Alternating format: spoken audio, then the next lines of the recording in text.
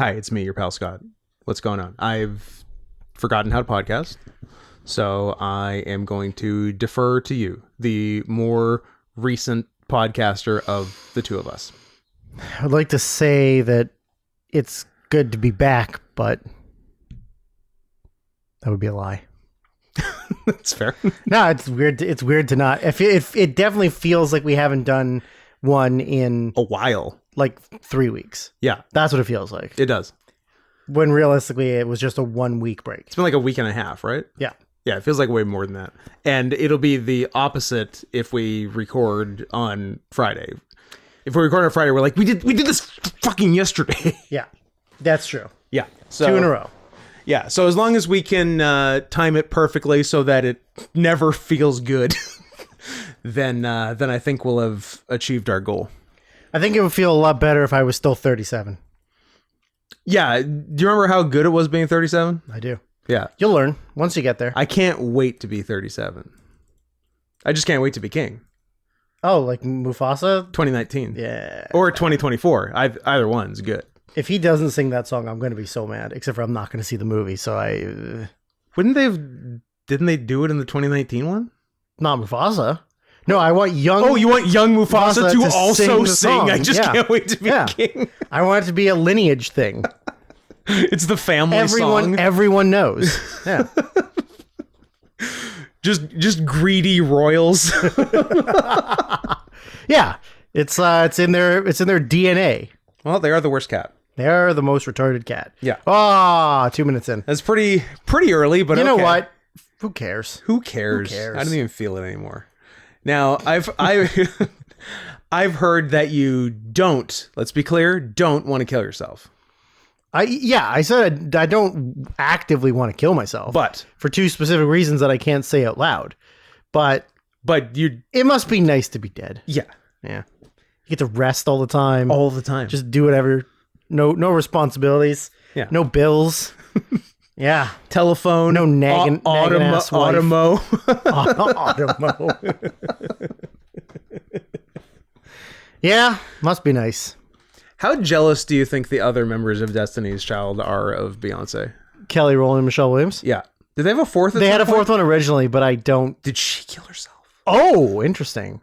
Beyonce made her kill herself. Oh my God. I mean, we're a trio now.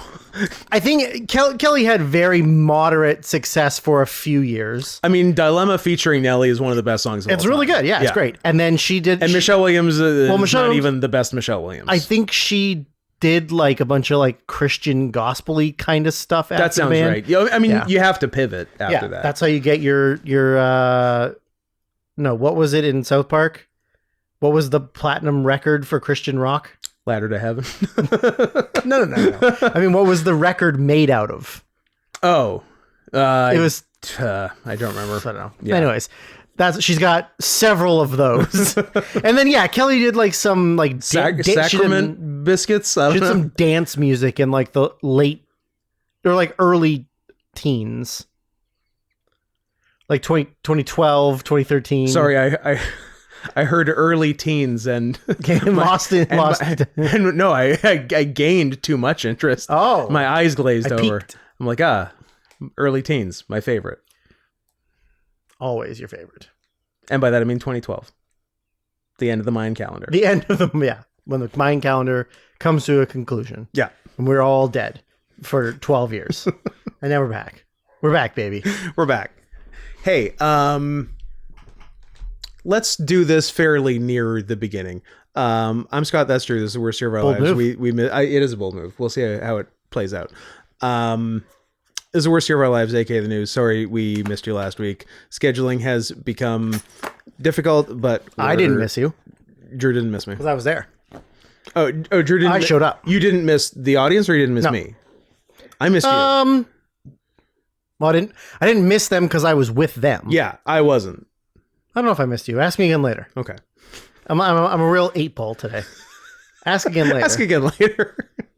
I'm gonna shake you. Yeah. Mm-hmm. So yeah, things have been tumultuous lately, and this is a real. This is our PBS telethon episode. You know that little Dickie song, "My Dick Suck." Yeah. My life suck. Dick.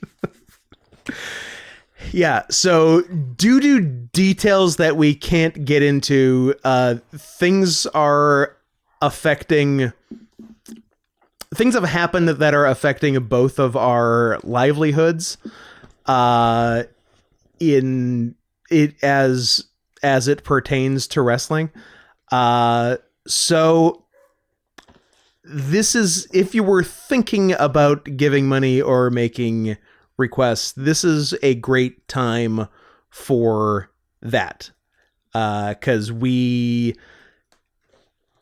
I wish I could give better details, but it's better that I don't.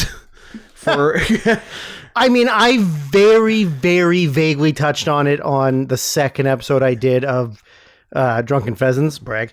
But did you say pheasants? Yeah. Okay. But not going into too much detail because I didn't want to dox ourselves live. That's the thing, I gave as much information as I could, but without stating direct facts. Yeah.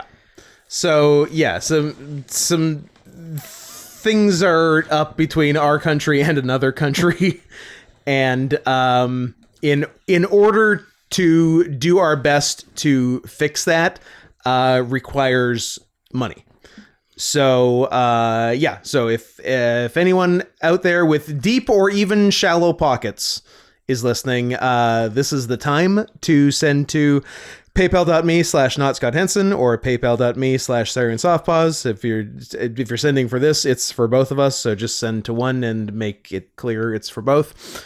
I mean, perfect world is just send the money. But if you want some sort of bang for your buck, you can by all means do a request.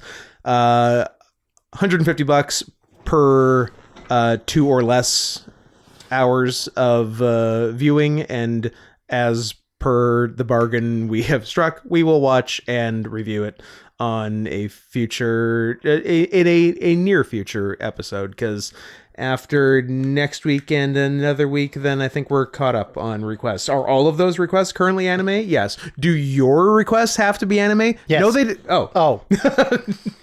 we should have rehearsed this before.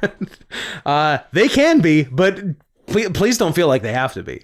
But although there was talk of one I have kind of wanted to see, interspecies reviewers. Interspecies erotica? I mean, I think there is literally erotica in it. So, yeah. So if someone wants to do that, they could definitely do it. The Edmonton Oilers have just scored and put the score 2-0 over the Vancouver Canucks in Game 4 of the... We're losing to their backup. Who's an career AHL goaltender. Anyways. Who I think he's a baseball player.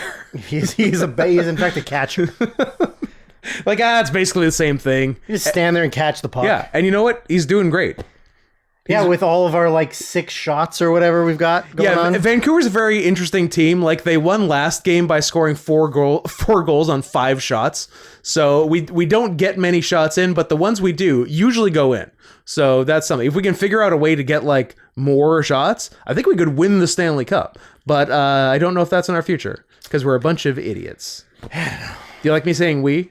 Oh yeah. Here's why I say we, because that's what sports fans do. It is what sports fans do, but I, as not a sports fan, also feel like I can do it, because how do they refer to themselves to me? What do they call themselves? They call themselves your Vancouver Canucks, and I'm you. Yeah. So, and if there's one thing I know, you love owning people. That's true. Yeah. I wish I could do it more. You wish you could do it in the past. Or the future, but especially the past. No, in the future, we're going to be owned. I know. Full circle. But that will honestly be fine. That will I think that'll make life easier. Are you familiar with... I can't wait to be a slave in a Chinese prison. You can't. Because you know why? Can't even feel the rape. I mean, yeah, it'll be low grade rape. Are you familiar with, there's a TV show on that is this guy who brings on celebrities and looks up their family trees and their histories and stuff? Is it called Who Do You Think You Are? Yeah, it is. Why? Because you watch it? Because your mom watches it? Because your dad watches it? Neither I nor anyone in my immediate family has ever watched it. And I didn't even know that was the name of it. Oh. I'm just very clever. I don't actually know. I've heard of it. I've never seen it. There was an episode where they did Ben Affleck, and they found out that his family owned slaves. I think the same thing happened with Larry David. And he did everything he could to get the episode pulled from TV. Yeah, I remember hearing about that. Yeah. Good stuff. Very funny. Strong stuff. Shocker, a guy from Boston owned slaves. Yeah, who saw that coming? Yeah. But very funny. I like that Boston is the south of the north. Yeah. And worse. Yeah. Yeah. I'd rather go to the south than Boston. Southern racism like looks you in the eye when it shakes your hand. It does. But Boston's like insidious about it, but they're bad. Yeah, that's true. They really are. Yeah. They're every bit as racist. But like I said, they're the only team that will call. They're the only place that will call their own players the N-word. In a year that starts with 2. Yeah. And has a second 2 in it. Yeah, you have to begrudgingly respect that. Yep. Wait, you think they're going to be doing it in the in the 2200s? In 2200, they might. They will. If Earth is still inhabitable, Boston will still be calling its own players racial slurs. Yeah, so please send us some money. We really need it. And we would love to. We'd love to explain to you why we need it, but we can tell you more individually if you're that curious and care to contact us. We just think it's best not on a more public forum. But we really do need money, and it will really, really help us, and we'd appreciate it. And then if you do help us with that. We will give you all of the clues, Mr. Policeman, as to why we needed the money. Yeah. So yeah, paypal.me/NotScottHenson, paypal.me/SarianSoftpaws. Other places to do things. I'm on Twitter at NotScottHenson. Are you on Blue Sky? Yeah, but not anymore. I mean, it's not gone. No, Jack left, and which pretty much means it's gone. Yeah, when the founder gives up on it, it's not a great sign. So yeah, you probably don't need to follow me at Not Scott Henson on Blue Sky, but technically you can. So have at it. You should definitely be subscribed to youtube.com/@NotScottHenson. Click the subscribe button and the stupid bell, because subscribing does nothing. And if you'd like, another way to give money is to click the join button and become a paying member of the YouTube channel. Which I think we have a couple new ones, because it's been 100 years since we did this goddamn show. Yeah, I think we're one off of 40 members, and I don't think we were last time. I think last time our newest was Degeneracy Live, aka Drake Dragsaw, and I think we have 2 new since then. Yes, we do. Ken Stank and JB Hut 09. JB Hut was the requester of JB's move? Something large. What's a large thing we did? A large... I mean, a request. That... What's a recent request we did that was some significant amount of money? No, that's Dead Sane. Killing Bites. No. Maybe Killing Bites. Killing Bites? Maybe Killing Bites. Okay. Yeah. I hear you. Yeah, I think it was actually. So yeah. So be more like them. One more of you do it, so we get to 40 members, and I think that gets us a new emote badge thing, whatever, on the YouTube. And yeah, that's my stuff. Your stuff is Sarian Softpaws on stuff. Sarian Softpaws on stuff. On stuff. Letterboxd. Look me up. Letterboxd. Twitter. Instagram. PSN. I don't know why I say PSN. Yeah. You could be gaming with Drew right now. You could be gaming with Drew.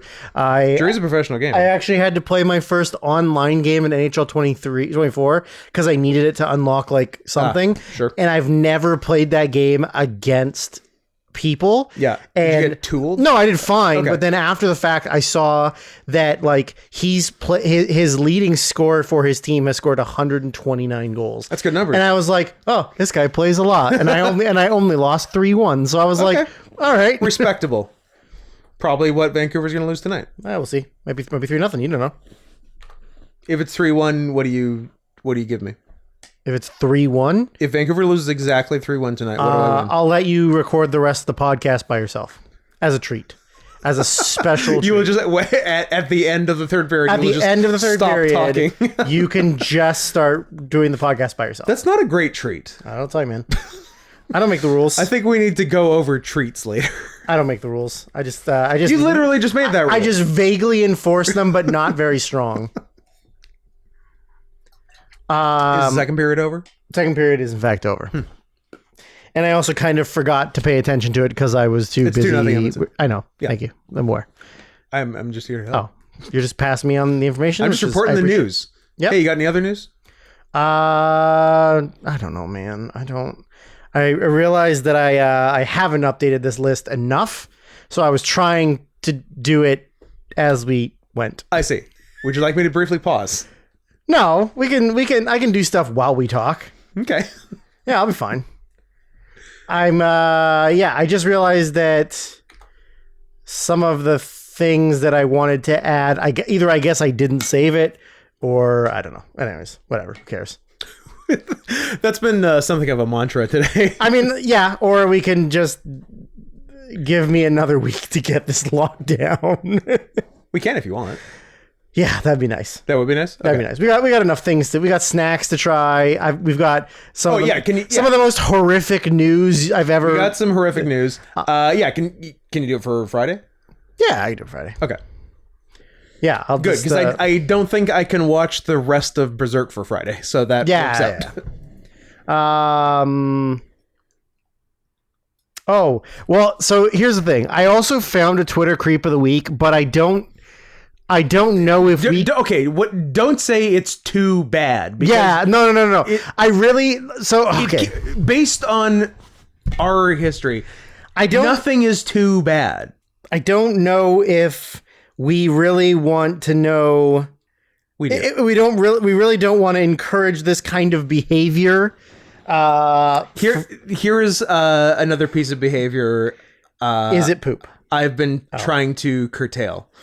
I've been lending a hand to the fine people at Nomad Complex with their 6 Drew's making a sidearm jerk off motion. Yeah, real lazy though. Let's be honest here. If I'm giving somebody a handy, it's gonna be real lazy.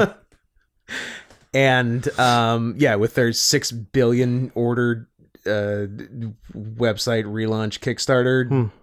Bullshit. I would like to help, but... and hopefully, and the sizes they stopped the size queens. They stopped selling extra small. Okay, which I approve of. Well, you know why?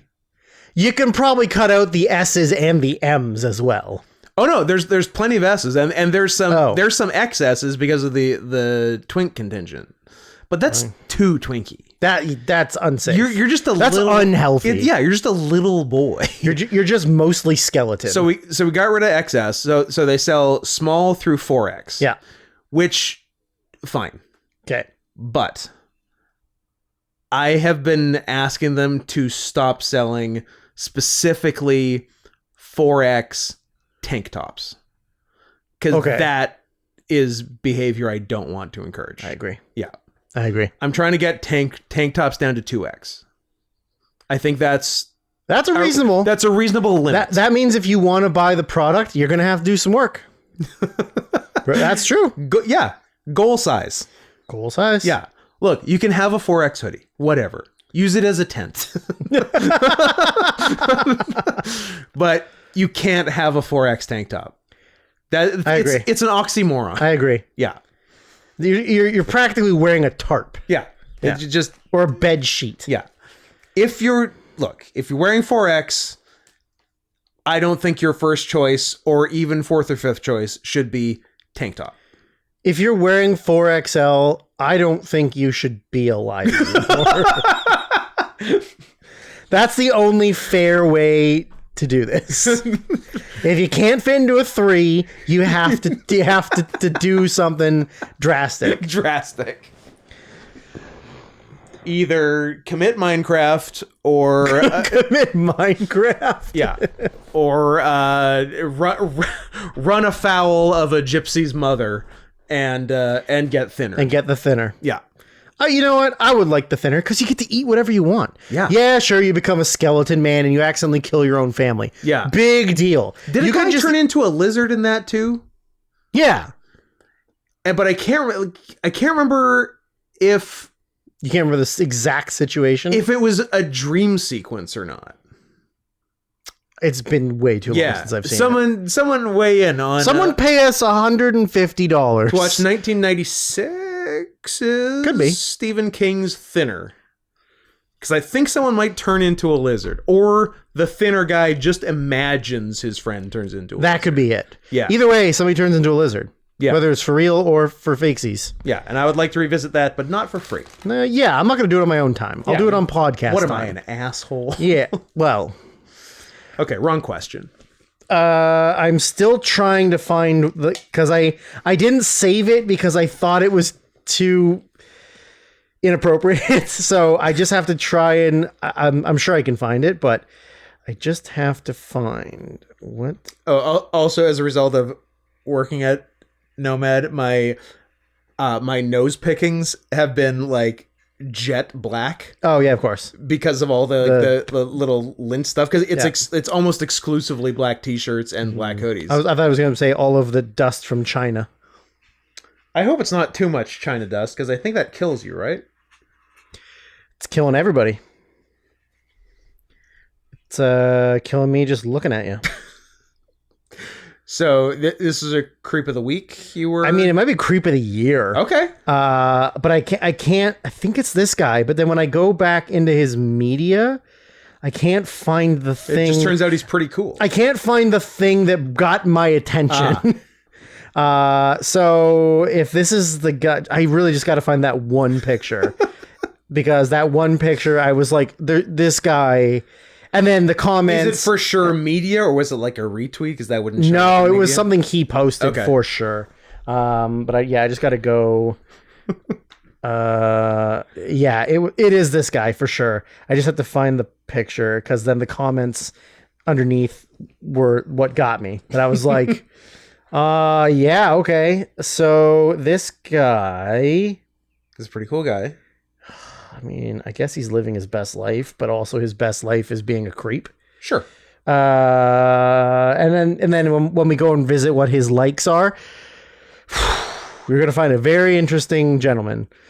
So I like my gentleman interesting. If I look, given the option of interesting or not interesting for a gentleman, I will pick interesting every time. I mean, yeah, interesting over normal any day. But unless he deleted it because he's a coward, but maybe, yeah. I mean, maybe he got too much negative. Nope. You got it? Oh, I found it. Oh, I'm so happy for you. Comments. Okay. Oh, that was a roller coaster. Guys, were you... I hope all of you guys were as emotionally invested in that as I was, because I was like, maybe it's gone. He's not going to find it. This segment's going to be boring. And then, bam, second encore. Second encore. So I would like for you... hit me. To go to @Chet Hanks _Hanks Kres Kres. Chet _Kres, you say? Yeah. Chet Kres. His username is Chet K Photography. He has 5,000 more followers than me.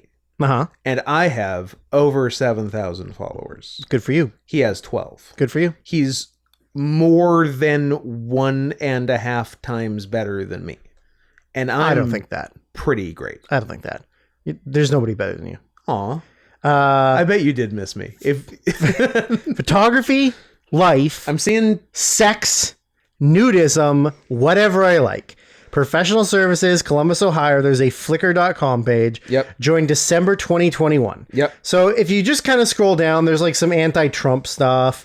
Then it just gets right into nudity. Then a photo of two nude twins. Yeah, but then it gets down and it's like the kicker for the chiefs made some anti-pride comments, and then it's just like a nice picture of Ingrid Bergman from Notorious in 1946. Yep. And like, okay, blah, blah. So if you go into his media, okay, and I want you to scroll down until you find May 10th.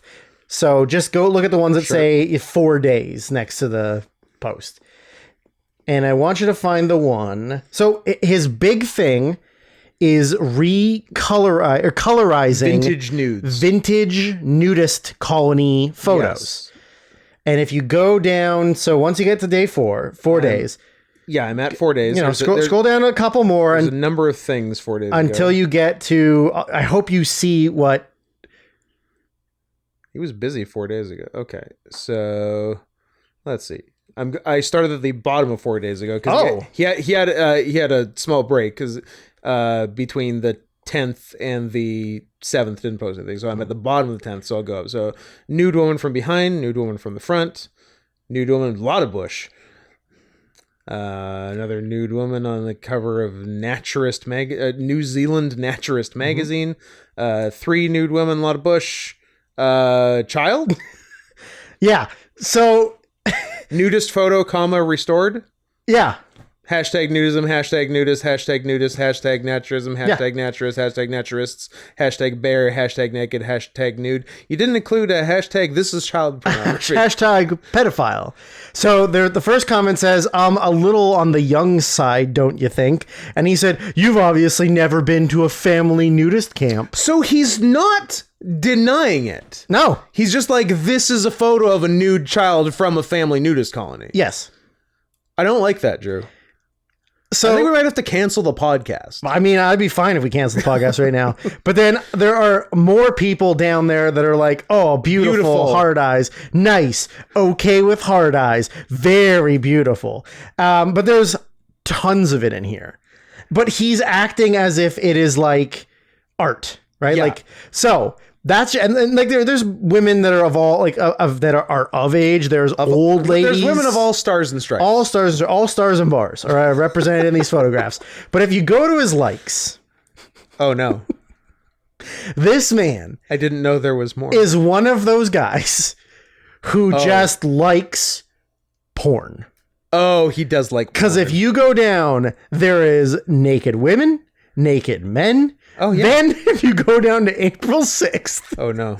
Oh, a little black girl? But just like, it's a regular person. Just sandwiched between a naked man wearing women's stockings and that same, him naked. Oh, that is just him. Sandwiched in the middle is a nice picture of some little black girl. I'm so proud of my brilliant grandchild, Amara. Isn't she gorgeous? And he, in the middle of liking his own nudity, just happened his own nudity. Like seeing pictures of himself naked and going, I like this.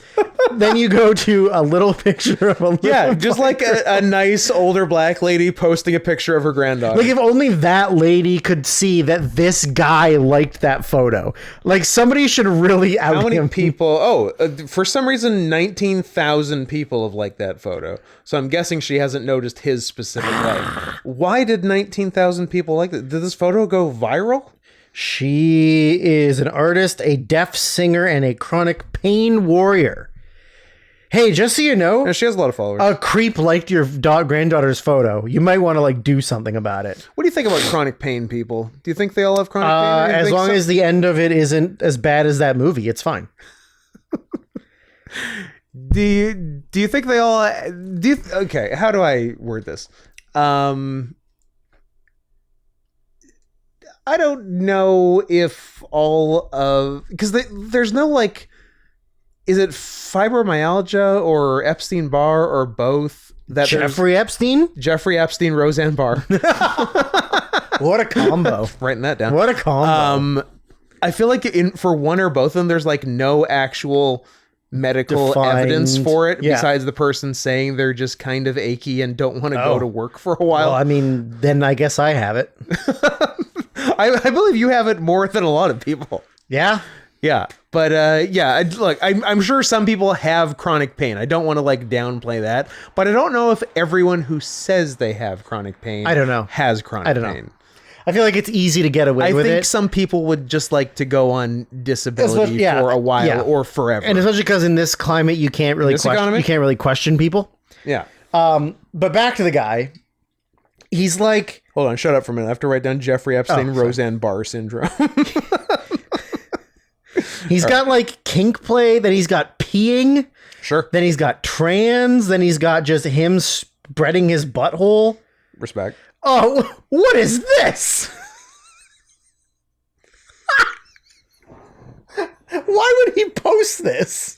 Or why would he like this? Look, Chet K is inscrutable. There's no accounting for... There is a Telegram page for him. I'm on Telegram. I am also on Telegram. Don't try and find us, though. Don't try and find us. That is... I don't even know what it is. Exposed his full legal government name, his full legal government address, or his full address, his email, his telephone number, and his Telegram that says... Oh, I see it. He's an officially registered ruined F-slur. Yep. It has his driver's license and then him doing gross stuff to himself. Yeah, his home address, email, phone, Telegram, driver's license. Yeah, like all... Map to his home. Yeah, like, oh yeah, his home on Google Photo Maps. of his house. Yeah, just all for the purposes of like a humiliation fetish. That's so fucking weird. Yeah, it is. I agree. And then you go down a little bit further, and it's like a bearded old man who looks like Santa sucking black penises. Mm-hmm. This guy, and then just a nice video of James Taylor in his like James Taylor making a video in the snow. This guy needs help. This is what Twitter has turned people into. That you can just find. You just type in Google in the search, porn, and then you go, yes. Yeah, I don't think, look, anything gets this guy off, including remastered colored photos of girls at nudist camps. No, I don't think we should have social media. Like, you're right. Like, I don't think he'd be this degenerate without this kind of access. Exactly. Yeah. You might have vague fantasies, but the fact that you're just like able to be like, hey, here's me wearing women's lingerie and spreading my butt cheeks, and for everyone to see, he like nothing apparently is off limits to this guy, and then just like somebody's nice wedding photo, and then followed up by like some BDSM play, and CBT stuff, and cognitive behavioral therapy, they got him. Just like there is nothing that you can think of that this guy doesn't like. Drowning stuff. Just bare balls, back and butt, just hanging out. Pregnancy stuff, feet stuff, pegging stuff. Like, again, like he's obviously, because he's an older guy, he's like probably in his 60s, maybe early 70s. I can tell you exactly how old he is because I saw his driver's license. His driver's license. He's exactly 70 years old. There you go. So like, it's those kind of people who didn't get exposed to anything until like 2010. And now they just have everything at their disposal. Imagine like getting the internet in your 50s. Yeah, right? That's gonna fuck you up. As opposed to having it when you were 13 and it fucking you up.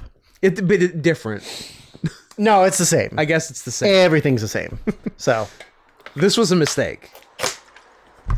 Like, we wouldn't be doing this podcast now. No. But I think things would be better. I think my general outlook on relationships and sex would be different had I not seen Cannibal Cupcake. And that'll get you.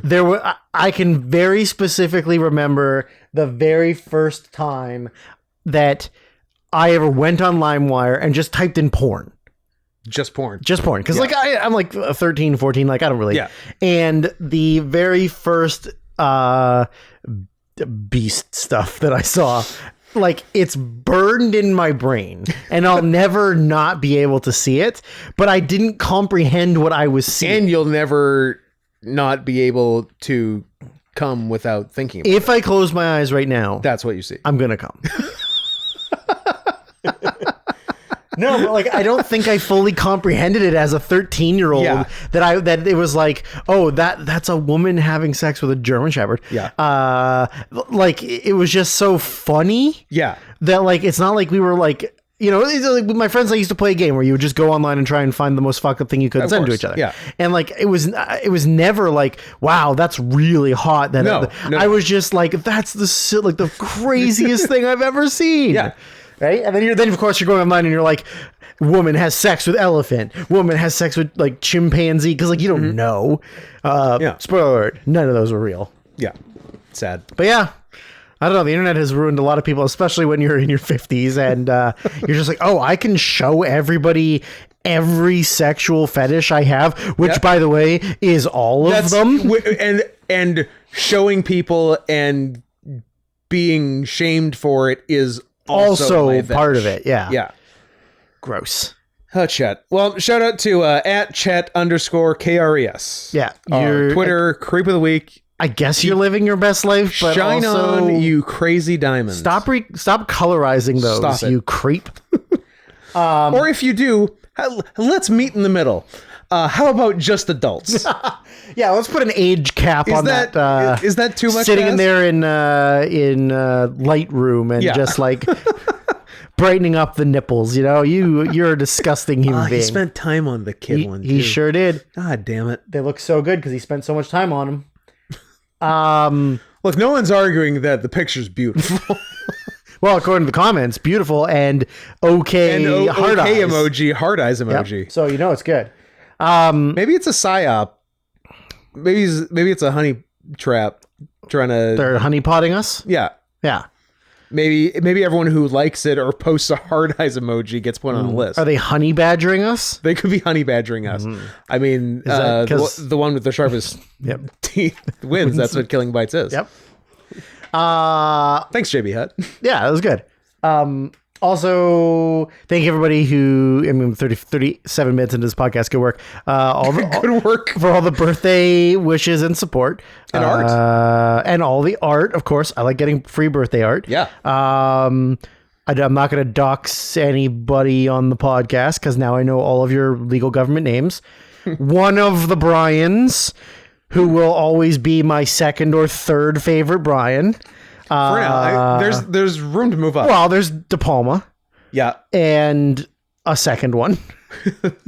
Cranston. One of the other Bryans. What would one of our Bryans have to do to get past De Palma? And well, you gotta make Blowout. You gotta make Blowout too.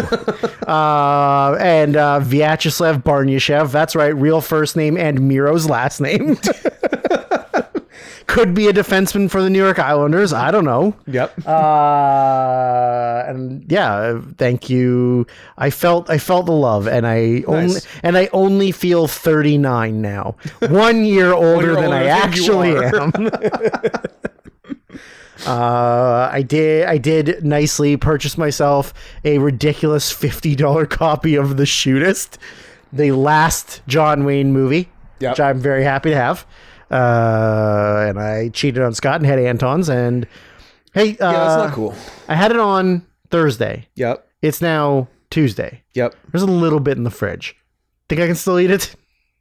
There's like this much left. You can eat it. Okay, I'm gonna eat it. Yeah. Yeah. And then I'm gonna have shits all night. Yeah. But it'll be worth it because you ate delicious noodles. I did eat delicious noodles. And then I went and saw Kingdom of the Planet of the Apes. And it was pretty good.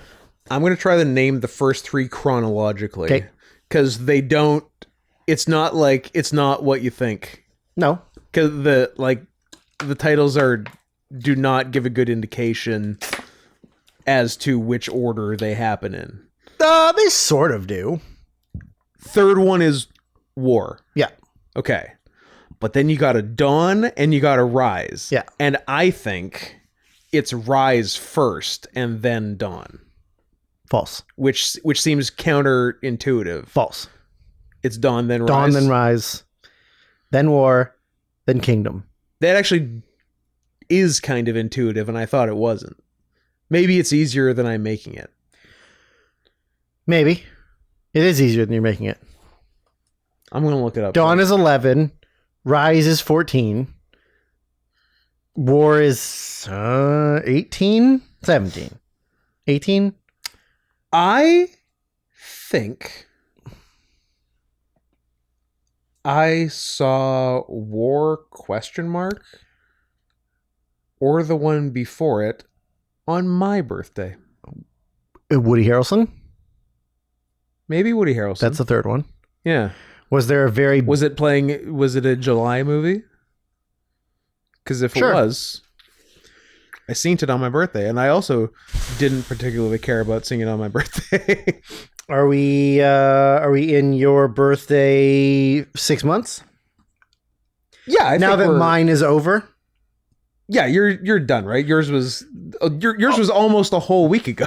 Oh, I lied to you. Rise is the first. I knew it. I knew it was counter. I was just looking it up. I'm like, Drew's fucking wrong. I know it's countering. But it is 11, 14, 17. I think I saw now War's release date. Does it tell you that on Letterboxd? Probably not. Probably not, but it does on IMDb. War for the Planet of the Apes. It came out July 14th, 2017. So I'm guessing we saw the day before screening on my goddamn birthday. How about Tim Burton's Planet of the Apes? See that on your birthday? No, but I did see it in the theater. I also saw it in the theater. It's bad. I think it's one of the worst movies I've seen. It's pretty fucking bad. Here's the thing. The terrible ending colors the whole movie. Yeah. Like the ending is nonsense. He traveled backwards in time back to his original Earth, but the apes had taken over from the future. What? Yeah. Because he didn't want to do the same thing, he had to do it as the original. He had to do a different thing, but he didn't stop and think if the different thing made sense. I would have liked it to be that Marky Mark gets back in that spaceship. Yeah. Somehow travels backwards in time, which I think in the science of the movie doesn't really work. But that's what happens. Did he get to bone Helena Bonham Carter? He sure is. No, he didn't. But not Helena Bonham Carter. Oh yeah, he kissed her. Close enough. Drew, that's a form of sex. That was also the rise. I believe kissing is called oral sex. Oral sex. That was also the rise of Maxim slut Estella Warren. Do you remember her? She was like only around for like a hot cup of coffee, but she was like the female lead in that, and she was the female lead. Well, the non Helena Bonham Carter, because she was the female human, the non ape lead, Who was the? There's got to be a horrible joke in Michael Clark Duncan. Who was the non ape lead in Soul Plane? Tom Arnold. Correct answer. Lost the train of thought. It's the worst joke I've ever made. So Marky Mark somehow manages to travel back in time to his home planet. Yeah. But so lands and nothing. Then I'm sorry. Can we also talk about the fact that basically all time machines are also space machines, which is just as impressive? Well, time and space. The time and space continuum. Sure. But like most time machines also teleport you. Yeah. That's enough. That's a second amazing thing. Yeah, that's true. It's crazy. So Marky Mark lands back on his original home planet. Everything's fine. Yeah. And then it's goddamn ape cop. A few months later, he's on an airplane. Yeah. And there's a monkey on the plane. Uh-huh. And the monkey is going to hijack the plane. Monkey's on a plane. And Mark Wahlberg goes, not on my fucking plane. And then he takes that monkey's ass down. And that stops Monkey 9/11. And that's what starts the future. He stopped Monkey 9/11, but then in the future, the monkeys were so mad they couldn't 9/11 that they took over the planet. They did a whole planet. They did a whole planet. Damn. That's the real ending of Tim Burton's Planet of the Apes. Now, can you name all of the original Planet of the Apes movies? Of course. Planet of the Apes. Yep. Beneath the Planet of the Apes. Planet of the Apes 3. Conquest of the Planet of the Apes. Escape from the Planet of the Apes. Yep. There's at least 5. I think there's 6. If not 9. I think there's 6. Escape from, Beneath, Conquest. Kingdom of? That's the new one. Is there any crossover? Because I feel like there's maybe a war or a kingdom in the old ones too. I mean, there are two easy solutions to this. One, we look it up on the phone. I'm looking up. The easier solution is I go get them from behind me. Because they're all together as Planet of the Apes. Modern problems require modern solutions. I mean, I have them right here. You don't have... Marty up. He loves going to get his movies. There's 5. You got the first 4. Maybe in order, too. Maybe not in order. Yeah, it's original. Original. Beneath. Escape. Conquest. Battle for the. And just so you know, only number 1 is good. Uh-huh. Have you seen them all? Yeah. I don't think I've seen any of them. The rest of them are very 1960s, like late 60s, early 70s. Yeah, like all the apes have sideburns. Yeah. And there's like a lot of like very space, like sci-fi kind of like magical. But the weird thing is Charlton Heston's in the first one. Yeah. And he's in the last 10 minutes of the second one. Okay. And he didn't want to do it. But he was like contractually obligated. Oh. So they were like, listen, you can either do the whole movie and like be the main actor and we'll pay you your whole fee. Or you do 15 minutes and we'll pay you the equivalent of 15 minutes. And he said, 15 minutes. Got yourself a fucking deal. That's the deal I was Got waiting yourself for. a fucking deal. Because he did not want to do it. Wow. Yeah. I don't know why. Because like the first one, like, I mean, it kind of has more cult status now, but I think at the time, like, people were like, oh, this is like a crazy concept. Like, it made money. Yeah, so $6 million budget, made 33 in 1964. Yeah. 8. But I guess he just like book might have been 64. I would rather promote guns than book was French. Les Planètes d'Ape. La Planète des Singes. Oh. Huh. Yeah, I guess he wanted to do guns and Jesus. Gun stuff. Yeah. And yeah, cool guy, that Charlton Heston. I'm glad he's dead. Did we, after he died, did we pry the gun from his cold dead hands? Ooh, I'd like to know. Yeah. I'd like to know. I bet a lot of people made that joke when he died. Probably. Yeah. Probably. I don't care. I don't care either. I'm like, right now. You just did? Yep. I'll do it again. He was a real piece of work. Also Charleston. Charlton Heston. What a weird name. Not a lot of Charltons out there. Yeah. Or any? Is he the only one? He's the only one. I sometimes conflate, just based on name, him and Charles Bronson, even though one is awesome and the other's seems like not a great guy. Not a great guy. No. Yeah. And I think a lot of people mix up him and Paul Newman. Yeah. Because they like look similar-ish, and we're both like action stars in the 60s and 70s. And handsome. Except for Paul Newman was like the opposite, where he made like pasta sauces and loved his wife. Yeah. And Charlton Heston was like, he made guns and I don't like natives. Yeah, he makes salsa for the homeless. Yeah, exactly.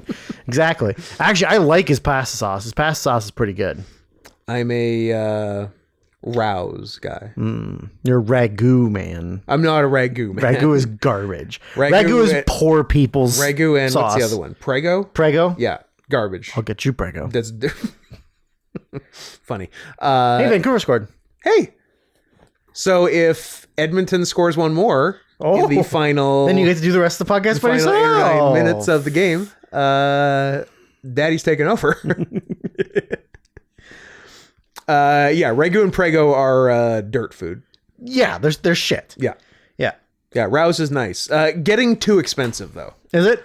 It's $14.99 at Stong's. Sometimes it's first of all, Mr. Fancy Pants. Sometimes it's on sale for $13.99, which I think is just like, it's kind of spitting in your face. Like, if you're gonna put it on sale for like $8 or $9. Yeah. But like, don't put $1 off the already egregiously high price. Like, cut us a deal. Cut us one deal. Yeah. Yeah, I'm more of a...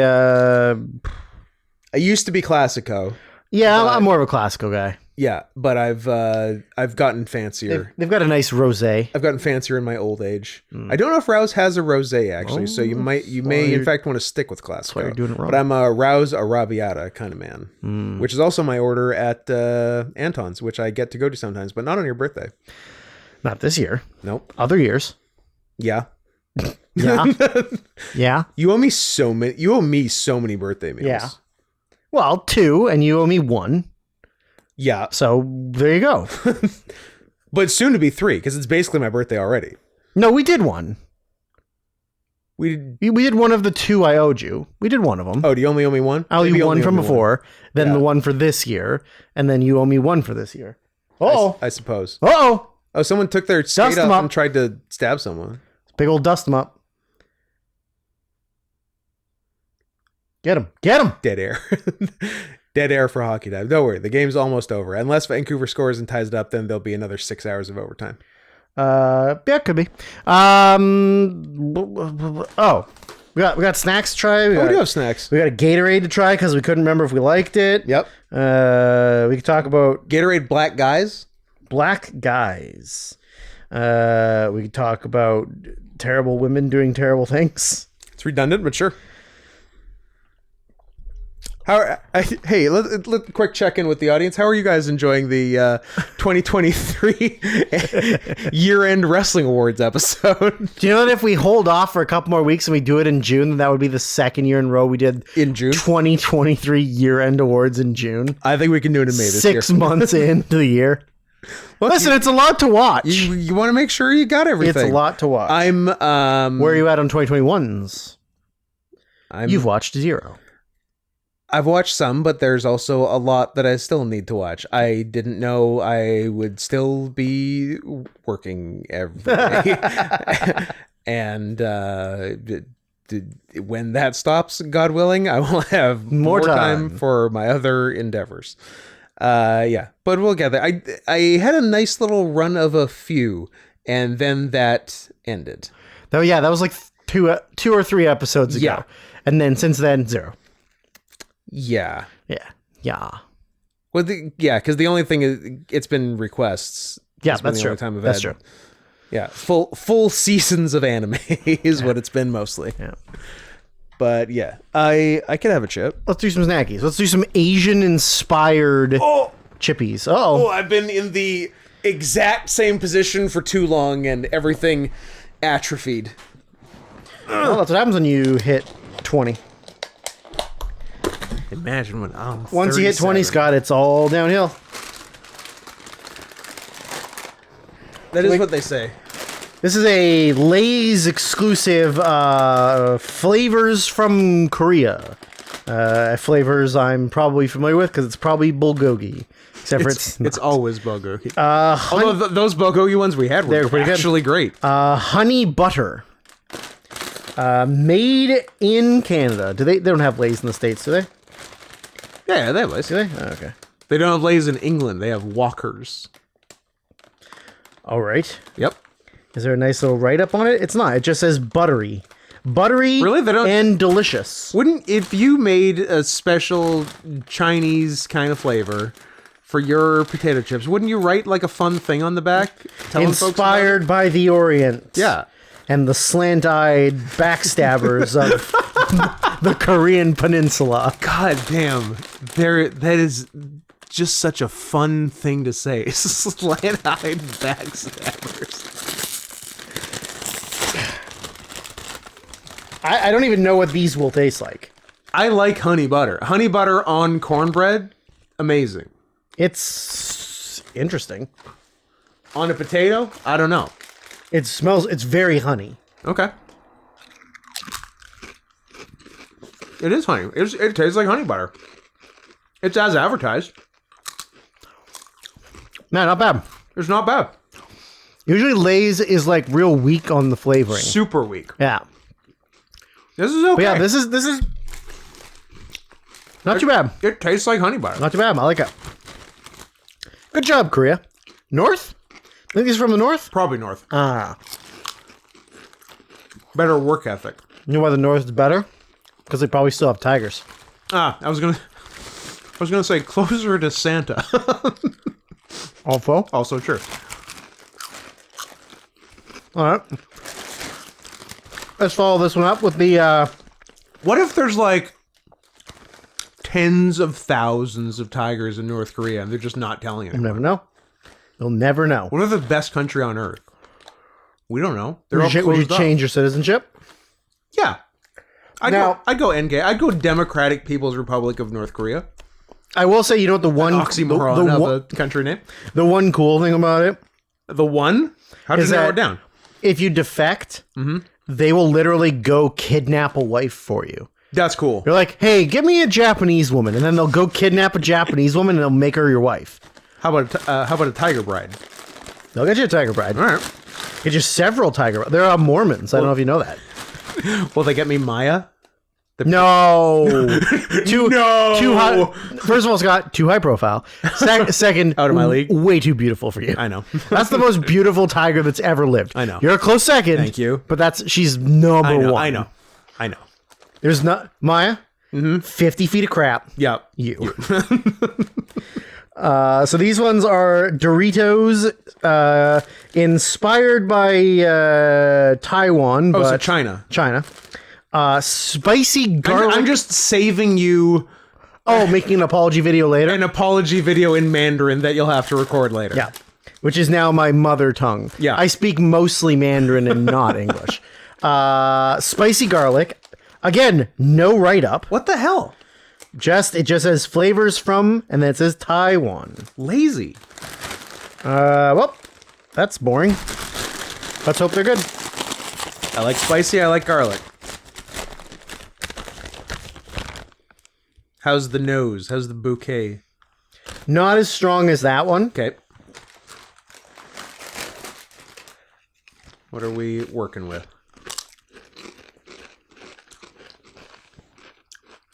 There's garlic. It's not very spicy. Yeah, Doritos, I don't know if you know what spicy means. There's a little tingle. But not much. It's good, though. Sorry, I don't mind the flavor. Yeah. If I had to pick one, I'm going Lay's, though. Yeah, weirdly, I wouldn't probably go Lay's. Yeah. But Lay's is stronger flavor, for sure.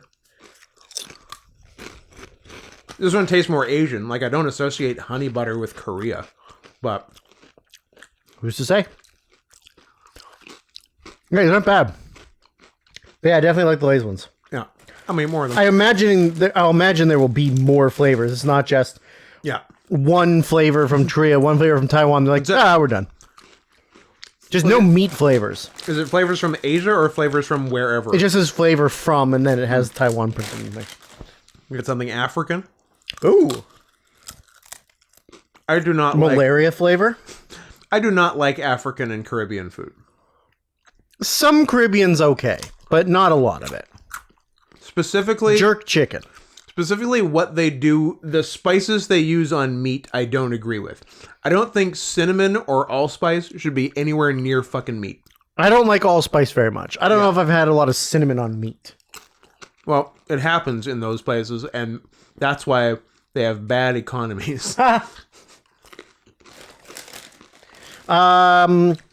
also brought back, for a limited edition, Gatorade Black Ice. Black Guys. It's a taste of Black Guys. It is scientifically formulated to taste like Black Guys. I love the arrogance of food and beverage manufacturers that just name a flavor a thing and give you absolutely no indication what it tastes like. You know, black ice, the thing that kills people every year. Causes horrific car accidents and people crack their skulls open. I seem to remember it was kind of citrusy. Or maybe not. That's where I'm at. I'm going with citrusy or maybe not.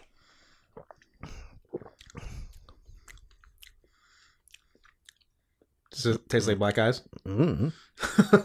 Yeah, I remember it being like kind of difficult to make an identification on it. Put your lip holes where my lip holes were.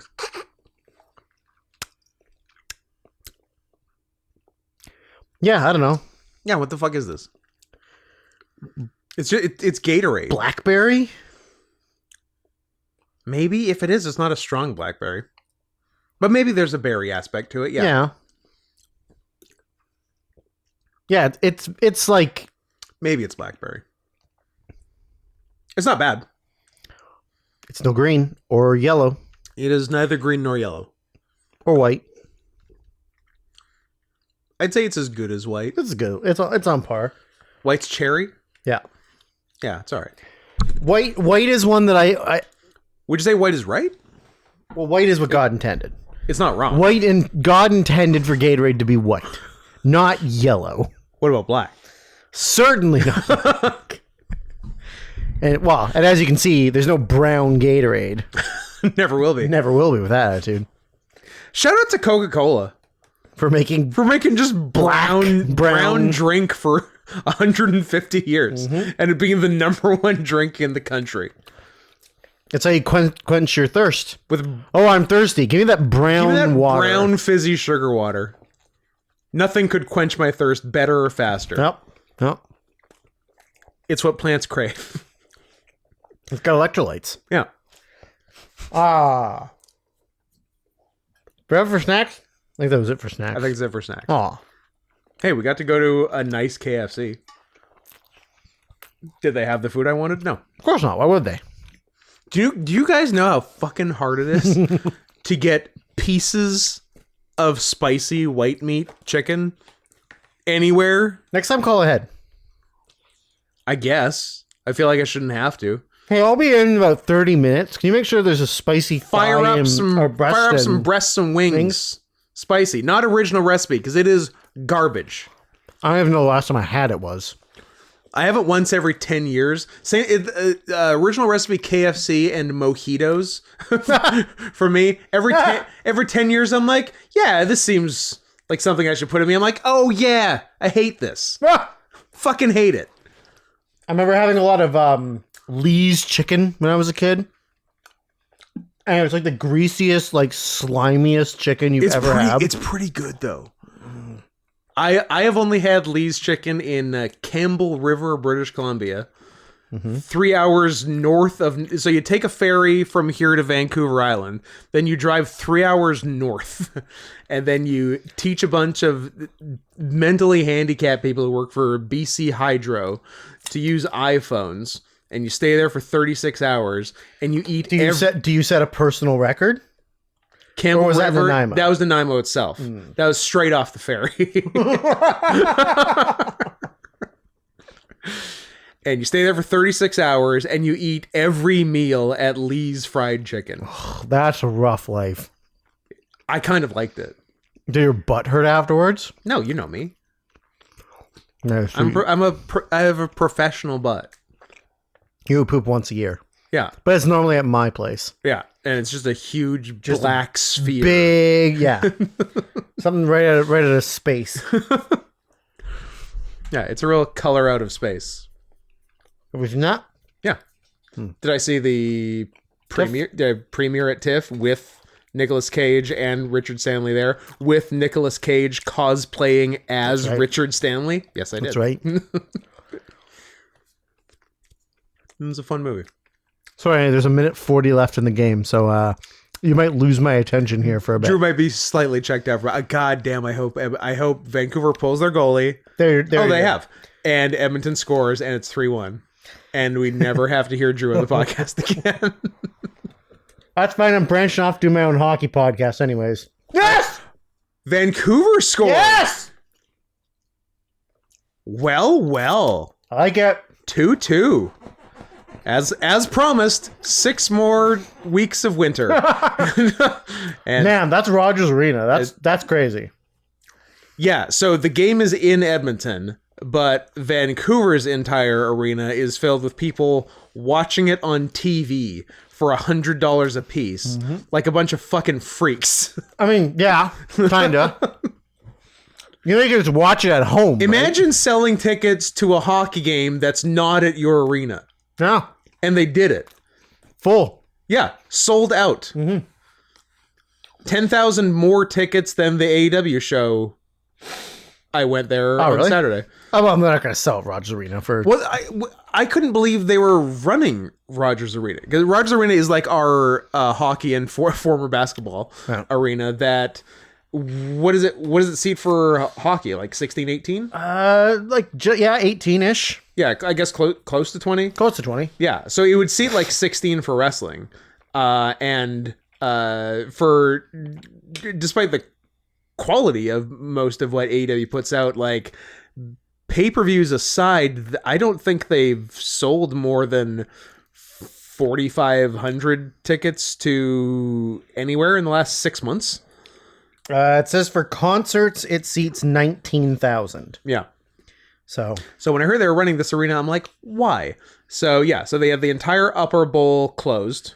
Yep. And then most of the lower bowl that wasn't blocked by the entrance was open and, 3/4 full. So okay. It was probably 6,000 something, which is not great for Rogers Arena, but is fantastic for AEW as of late. Yeah. Yeah. Like that, probably their biggest non-pay-per-view ticket sales in 6 months, legitimately. That's crazy. Yeah. So I guess we're a good wrestling town. Is it the first time they've been here? Yes. Yeah. That makes a difference too, actually. Yeah, for sure. First-time towns make a difference. Yes. Come back in 4 months and see. Oh my God, Edmonton scored. Edmonton scored! Go! It's okay. Vancouver's got 35 seconds. At least it's not 3-1, so I get to talk the rest of the podcast. You get to talk. Why'd Vancouver have to score? I could have looked so smart. If you're going to lose anyway, how come no one told Vancouver if you were going to lose anyway, why would you bother scoring that other goal? Yeah, that's true. That's true. It's just insulting. Could have let Scott just have it. But, that was a sad coach. He's going to say a slur later. Is he a slur guy? I think he's a Trump guy. Oh. Yeah. Even though he's technically Canadian, but he's been living in the U.S. for a long time. Oh, they got him. But I think he's a Trump guy. It was a good shot. Yeah, it was. Edmonton deserves to win. Edmonton and their terrible goalie deserve to win. Terrible goalie and terrible defense. So I did. I needed to explain something. Good thing we're only an hour and people are still vaguely listening. I owed an explanation. Yes. To Twitter. To whom? To whoever was the one that needed to know the answer. Make your explanation. I will find who you're explaining to. Drew, I've lost my phone. Well, seems like a you problem. Drew, I found my phone. Oh. It was in the chips. It would be Naive Squirrel. I know. Naive Squirrel. Naive Squirrel. Yeah. Who asked, there was a post that said, "What is your ideal death?" And I said, "The Warrior's death. If you know, you know." And then they said, "But what if I don't know?" And I said, "Then too bad." The Warrior's death consists of... Here's half of Naive Squirrel's head and his pussy. I like it. Cat. Good pussy. Good pussy. Second pussy. It's a good pussy. Yep. Warrior's death happens to be when you find a very voluptuous... No. How many years? I don't know. It's funny. It's a funny word to say. How many years have we been doing this? It's a very funny word to say. Where I yell at you for making up words or adding letters to already funny enough words. Although it is funnier when you add the M, but still. A very thick-bottomed, Rubenesque, Ruben Studdard-esque, Ruben Studdard-esque woman sits on your face. Mm-hmm. Until, but you being a warrior, accept your fate and don't fight back. Yeah. And get smothered by fat pussy lips to death. Yeah. That is the warrior's death. Yeah. You know you're going to die and you just take it. That is the warrior's death. So that is the way to go. Either that or death by Sasquatch and nobody ever finds your body. By Sasquatch? Yeah. Sasquatch isn't real, Drew. They're real. Have you seen that new movie? No. Oh, I also haven't seen that movie. I haven't. Yeah, so that is that. Another thing that really grinds my gears. Hit me. So I don't know why it came up. I guess because... Drew, what's your 2023 match of the year? Well, I'll give you one spoiler alert. It features Will Ospreay. So, Scott, I know you're a big WNBA fan. There's a WNBA now? You're a big women's sports man. And I guess I saw it because the big woman's the woman who got drafted first overall made her WNBA debut, and I guess it didn't go great, and everybody was like, you guys are just hating on it because it's women's sports, and it's like, well, no, it's because she didn't do very well. There was all this fanfare and then it was underwhelming. Correct.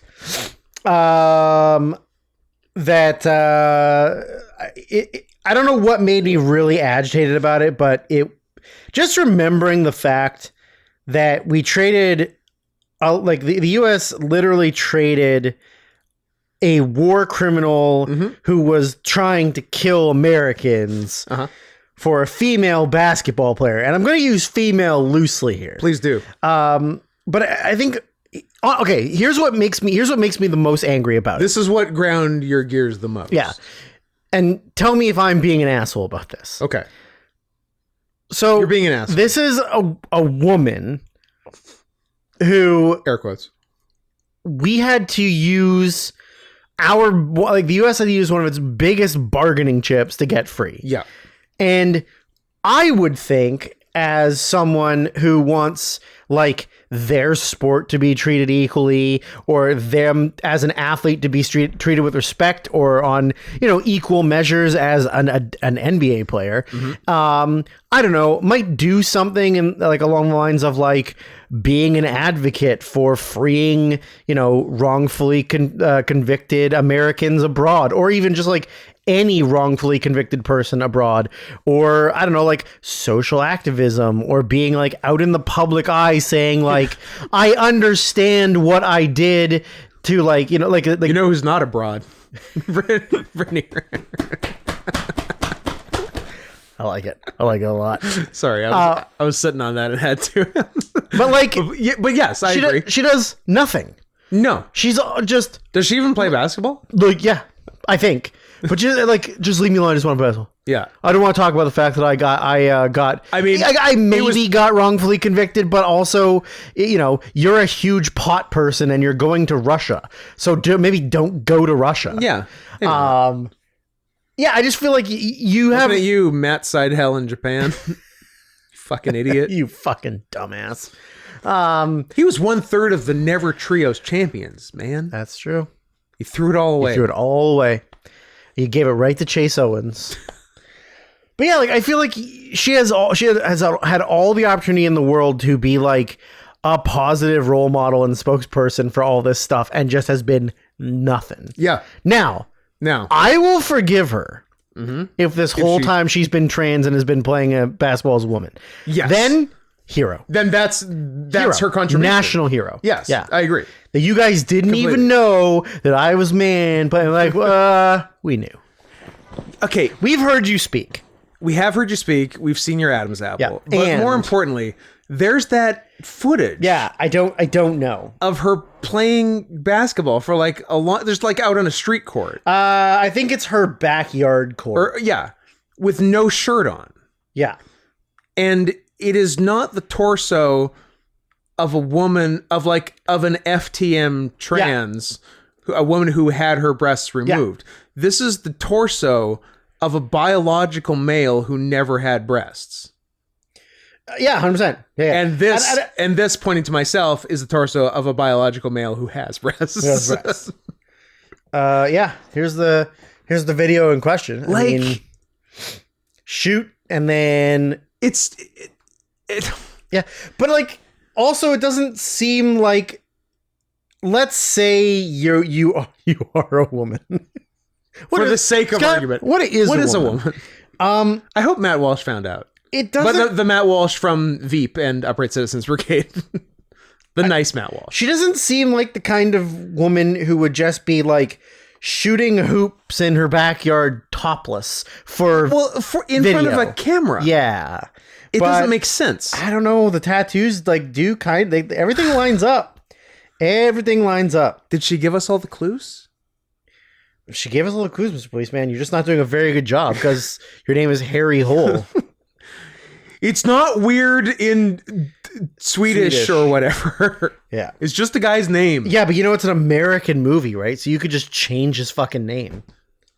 They changed Bruce Banner's name to David because it was too gay. They couldn't change Harry Hole to Bruce something. Is super gay. That was at the height of Bruce and Lance are the two gayest names. Lance and Bruce. In the 70s, right? Those were the gay names. Or WCW in 2000. I don't think anyone accused Lance Storm of being gay. He's dead butch. What about Bruce? He was gay. I guess Lenny and Lodi were the gay ones. Yeah. The West Hollywood Blondes. Yeah, short-lived. Or to quote the late Alex Trebek, short-lived, which I never enjoyed him saying. Oh. Short-lived and the insane way he pronounced genre. Genre. Well, he's from Ottawa, isn't he? I know. That's French Canada. Imagine being from Ottawa. Disgusting. Would never want to meet somebody from Ottawa. You're practically Quebec. Oh, fighting words. And as we know on this podcast, Quebec are the enemy. They are the enemy. Certainly. Yeah. I'm having another honey butter lays. You should have another honey butter lays. What grinds your gears? State Department owes me $47 billion. Oh. They took my teeth. You had some news or something, didn't you? I don't know. Did I? Yeah. Had some wild ass news. You're a wild ass. Wildassnews.com. You're a big ass party animal. Wildandoutnews.com. Nick Cannon have another kid? Oh, did he? No, he probably. He might. I don't know. Let me look up the actual. I wonder if there's more information to that story. Which one? Because there's a couple interesting ones. Yeah, I know. But I want to find out if was she on drugs? Was there, or had she just been biding her time? Maybe. She looks a lot less normal in her mugshot than that picture we saw. Well, because the picture is probably from a different day. The mugshot was from that night, where she had an evening. So, a teenage girl in Brazil allegedly confesses to torturing her 5-year-old brother to death before eating a body part. Police are investigating the possibility that the crime was linked to a black magic ritual. Ooh, nice. Because the body was found on the floor surrounded by several candles. Hell yeah. Brazil voodoo? Yeah. Yeah. Macon Roque's heavily mutilated body was found by his mother on Thursday night after a relative broke into the family house in Sao Roque. So it's their last name and the city they live in. I don't know. Southeast Brazil to find 18-year-old Karina standing beside the child's remains. Detectives said the victim's corpse was found with grotesque injuries and the body had been badly mutilated. Sister claims she had cut off a body part and eaten it. What body part? Did she cut off a little boy's pee-pee? And Drew, are you putting forward that this teenage girl ate her brother's penis? That mugshot does look a lot worse than the other picture of her. According to police, the mother went shopping, leaving her son in the care of her daughter. When she returned a couple hours later, she discovered that the front door had been locked. Apparently, the accused refused to let her mother in. The desperate woman, who was only able to gain access after the door was kicked down by her brother-in-law, who lives nearby. The horrific scene was so macabre, the mother, who police have not named, although you named the daughter, so how would you do it? Yeah. Had to be supported by neighbors after she passed out from shock. The suspect allegedly tried to escape when her uncle and other relatives attempted to restrain her. They tried to prevent her from running, but she apparently became very aggressive and started throwing objects. The uncle was hit and injured by a stone, and she bit the family dog, which attacked her while she was being restrained by relatives. The accused allegedly attempted admitted she lured her brother into her bedroom by pretending they were going to play a game, then suffocated him with a pillow, Chris Benoit style. It says that in the article. It says that in the article. Preliminary examinations indicate the child was dead before the body was brutally maimed and his body parts cannibalized. Forensic investigators reportedly found a burned mobile phone, a memory card, a penknife, and a small amount of marijuana in the house. It was the pot. We believe the cell phone belongs. She went mad from pot. Finally got her. Yeah, caught up with her. We believe the cell phone belongs to the suspect and was deliberately damaged by her to possibly destroy any evidence of online contacts. Where's controls killer? I want to know what she ate. Family members reportedly told the police the teen had never given any problems before, was quiet and reserved, and had always taken care of her brother. The suspect has been charged with murder and the attempted murder of her uncle. I think... Okay. Yeah. I think the killing and eating of the brother is enough. You don't have to throw in the attempted murder of the uncle. What about the attempted murder of the dog? True. She bit the dog. Yeah. Maybe she's going to eat the dog. She could have been... well, she's not Korean. Oh, sorry. That's wild. Yeah, it is. As a matter of fact. Pot makes you eat people. Kids, don't... pot, not even once. Don't do the pot. Yeah. Then the other one that was also wild was let me see here if I can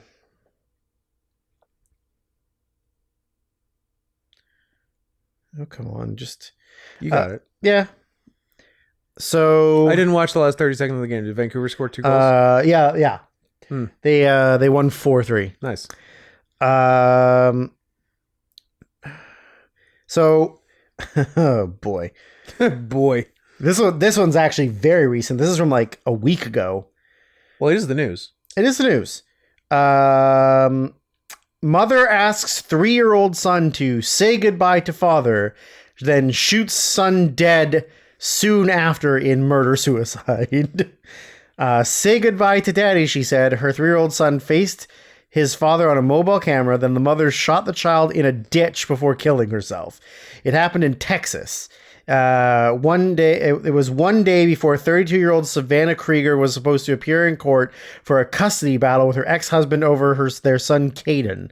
Before the murder-suicide, Krieger told her ex-husband on FaceTime that he would not have anything at all by the end of the day. The revelation comes from police as the mother and son were discovered with gunshot wounds in their heads. The incident took place March 19th. It took many weeks for the officers to determine the final hours of the murder-suicide. A video found on her phone lasting 21 seconds showed Krieger and her son sitting in a park ditch. In the video, the woman asks the son to say goodbye to her father. Then she apologizes to him as his father wasn't there for him. She kisses the child after that. As per authorities, the mother looked for cartoon videos while sitting in the ditch where they were later found dead. Could you have found darker news? I don't know, man. That's how I don't know, man. That's the news, bro. News is sad. But it just makes me think of fucking Dear Zachary. Yeah. That movie is just fucking life ruining. It is. And like you would, or I would think it would be something I would cry at, but that's not even like the emotion it elicited from me. Yeah. It was something else. Yeah. It was like I don't even know, but like I wasn't crying. It wasn't that kind of sad. Well, it was like almost like a disbelief sad. Yeah. Just like Jesus fucking Christ. Like some weird detachment from. Yes. Yeah. Yeah, if you don't know what Dear Zachary is, you should set yourself a nice evening. Yeah, if you don't want to wait for our 2008 list. Yeah. Set yourself a nice evening, light some candles, dim the lights, get under a nice blanket, and enjoy a lovely family romp about a loving family and their young son. It's a good family movie. Yeah, make sure your mom sits down and watches it with you. It was Mother's Day. Give her a late treat of Dear Zachary. Yeah, it is very much one of the most like devastatingly just shocking movies I've ever seen in my life. Yeah. It's so hard to comprehend, just like the chain of events that happens, and I don't want to spoil anything. I want people that's a thing. I want people to watch it. That's definitely on the list of like, watch the movie without knowing anything about it. Yeah, like that. Catfish is a good one. Tickled is pretty fucking good. Yeah. There's quite a few of those. I mean, I guess they are mostly documentaries. Yeah, but like it is way better to not know anything about it for sure, and then just go in blind. Yeah, I didn't know enough to be really spoiled by anything going into it. Yeah, maybe. Yeah, and I remember the first... Great. Yeah. I'm so glad. Yay. I mean, I remember the first time I saw Catfish, because I'd only seen a trailer for it, and I thought it was like a found footage horror. Oh. That's the way that it was played up, right? Kind of was. Because they go to the house, and they're like looking in the garage, and there's nobody there. There's no lights, and I was like, okay, it's just like a found footage horror, which I like. Yeah, and then not at all. Like, oh, this is one of the wildest documentaries ever. One of the craziest documentaries. Yeah, like my go-to crazy documentary recommendations are always Catfish and Tickled. Yeah. Tickled is pretty fucking good. Yeah. Just the email responses are just so perfect. And, which are kind of what start the whole thing. But they brought it on themselves. It was so avoidable. Brought it on themselves. The whole thing was so avoidable. We are not interested. Sorry. Oh, okay. Yeah. Sorry, we're just not. Listen here, faggot. Just like we're not looking to do press right now. Yeah. Thanks for your interest. Yeah. The end. End of story. Nothing ever happens. Mm-hmm. No Tickled. Mm-hmm. Yeah. You gotta respect that weird person. The weirdest. Didn't he have a new thing somewhat recently? David Ferrier. Yes, but I don't know what. Did we know that there was a 2017 follow-up?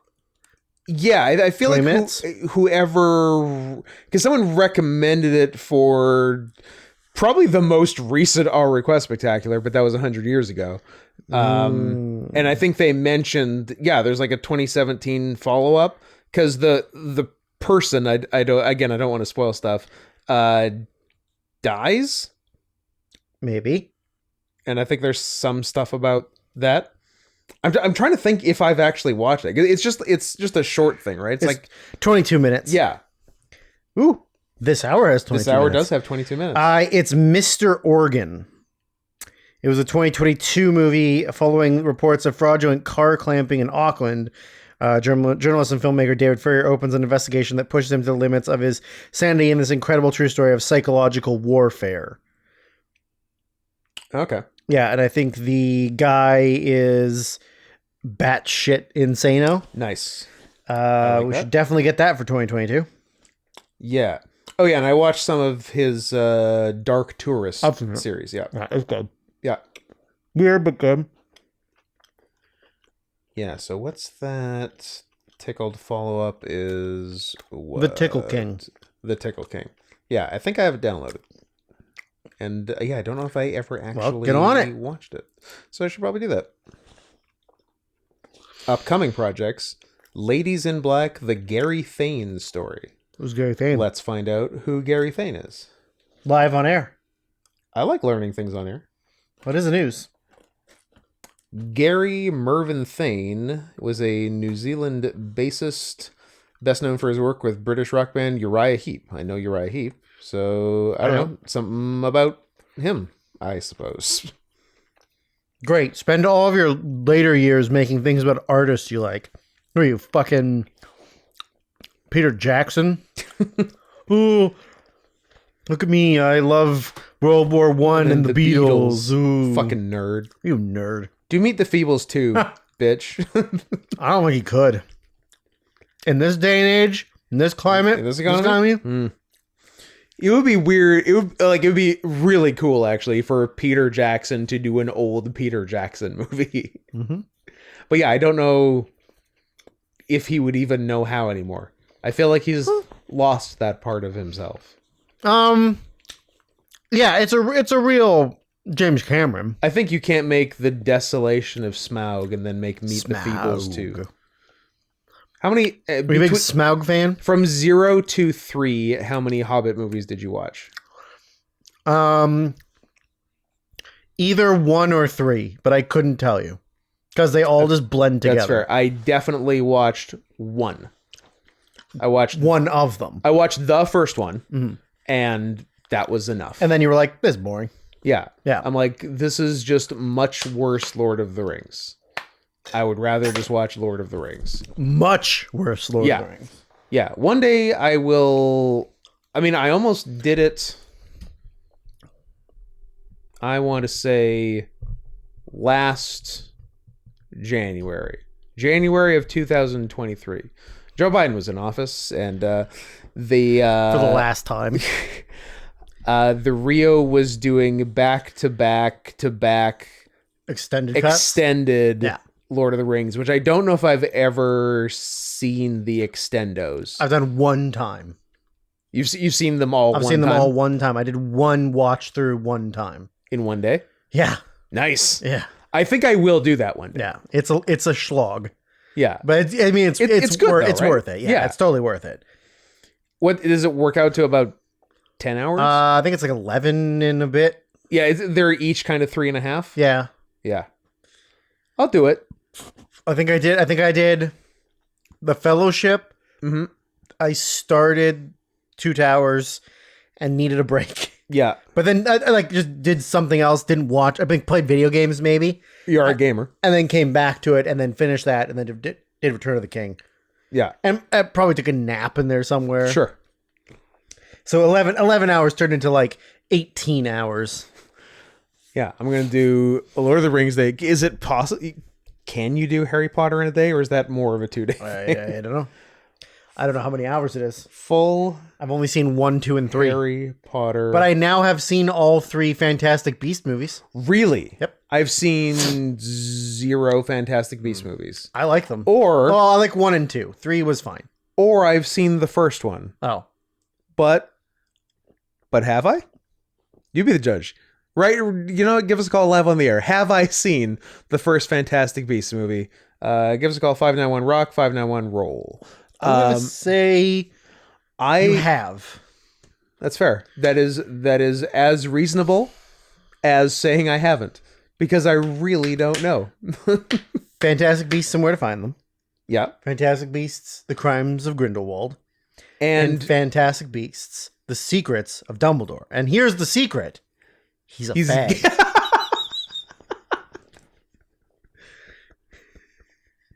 That is the secret.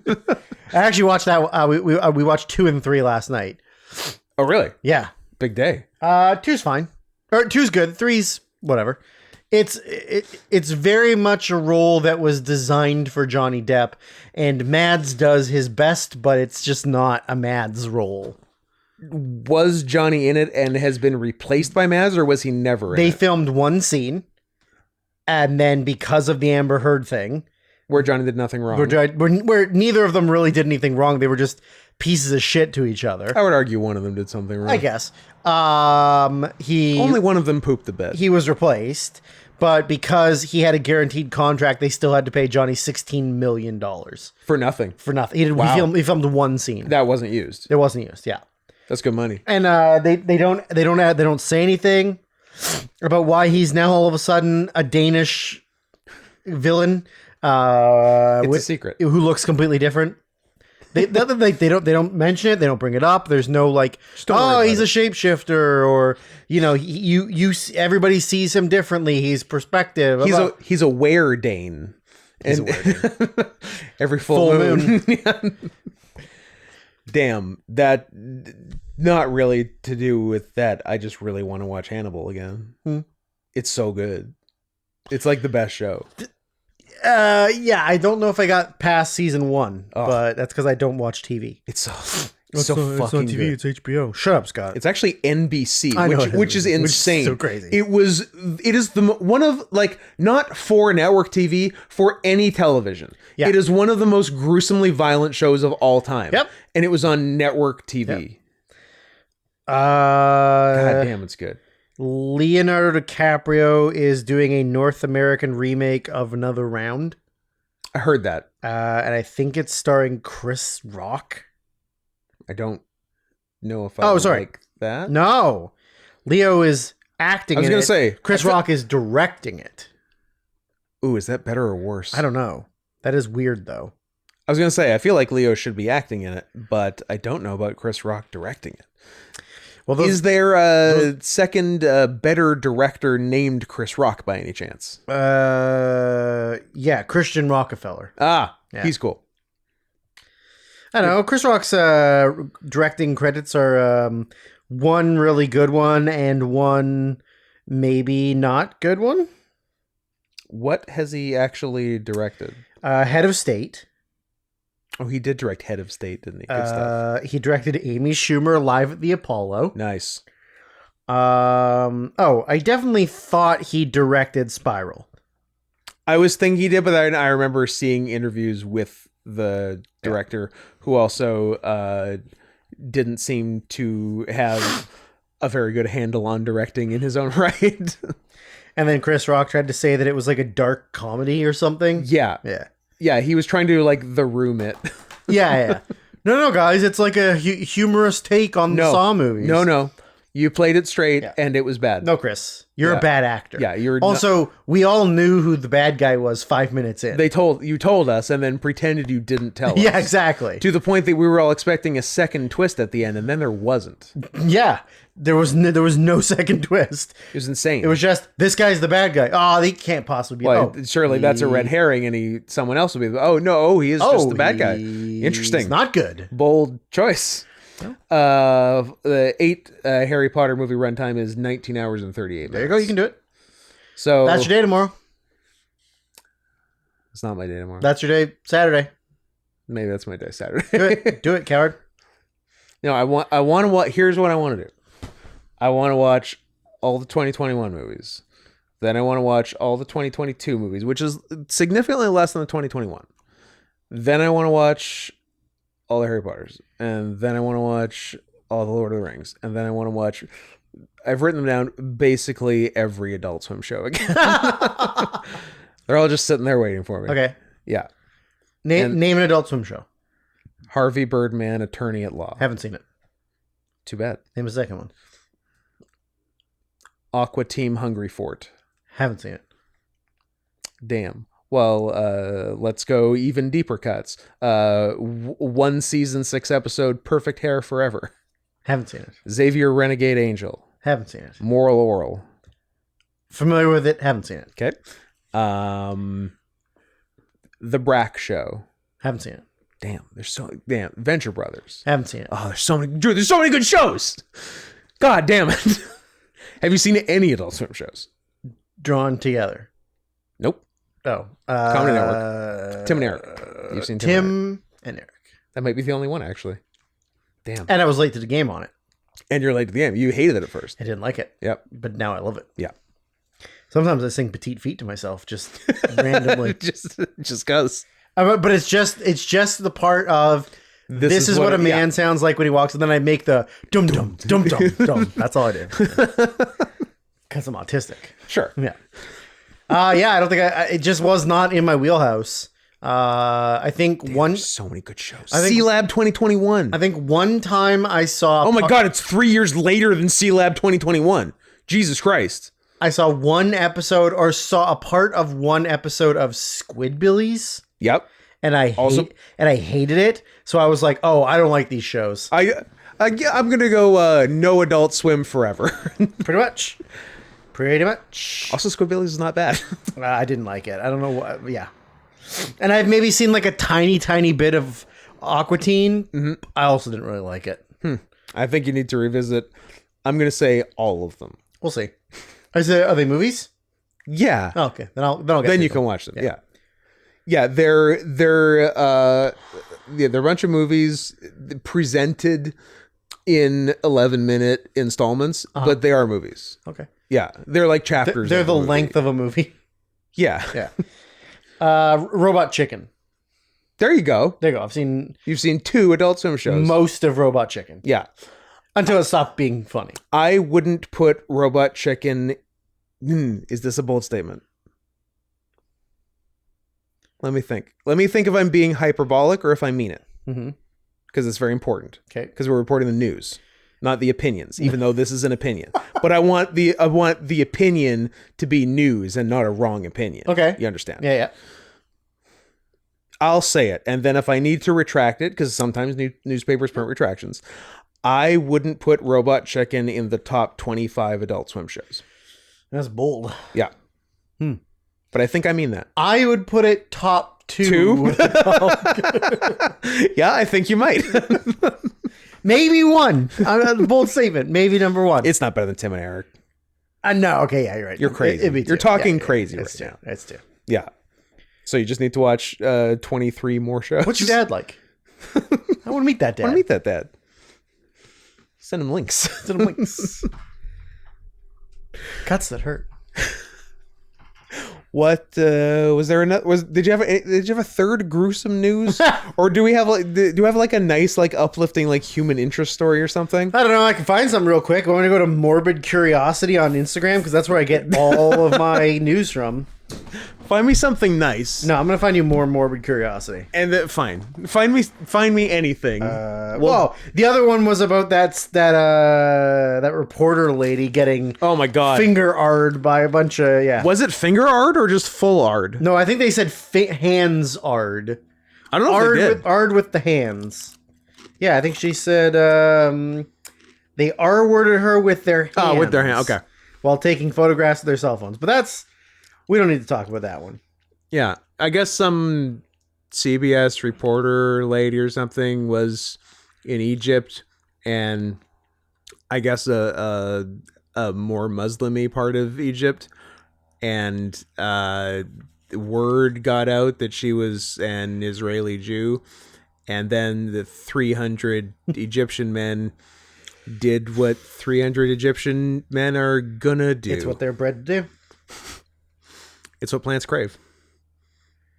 It is what plants crave. I don't know. Like one crazy one that I saw was this one. In 1973, Amar Barati lifted his right hand in the air and has held it up in the air for the last 50 years. That's pretty cool. In a testament of his devotion to the Hindu deity Shiva. The Destroyer. Yeah. And he looks horrendous. Wow. Oh, God. Put your arm down. Put it down. There's nothing there. It's ruined. There's no muscle. It's just bones. There's no muscle. Drew, it's just bones. Yeah, it's scary. Very scary. But I guess that's good, right? Do you want to talk about this? How fucking cool is Shiva? She was best. Damn. Shiva Kamini Kundra I don't know what the fuck.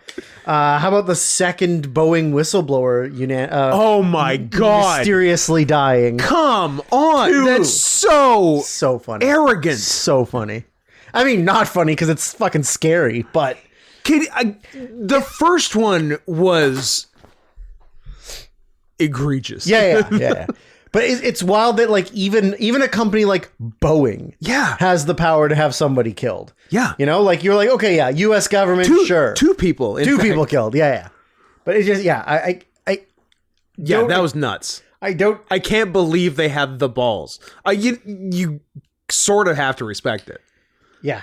That is them sending a clear message. We will kill every whistleblower. Yeah. No matter how many there are.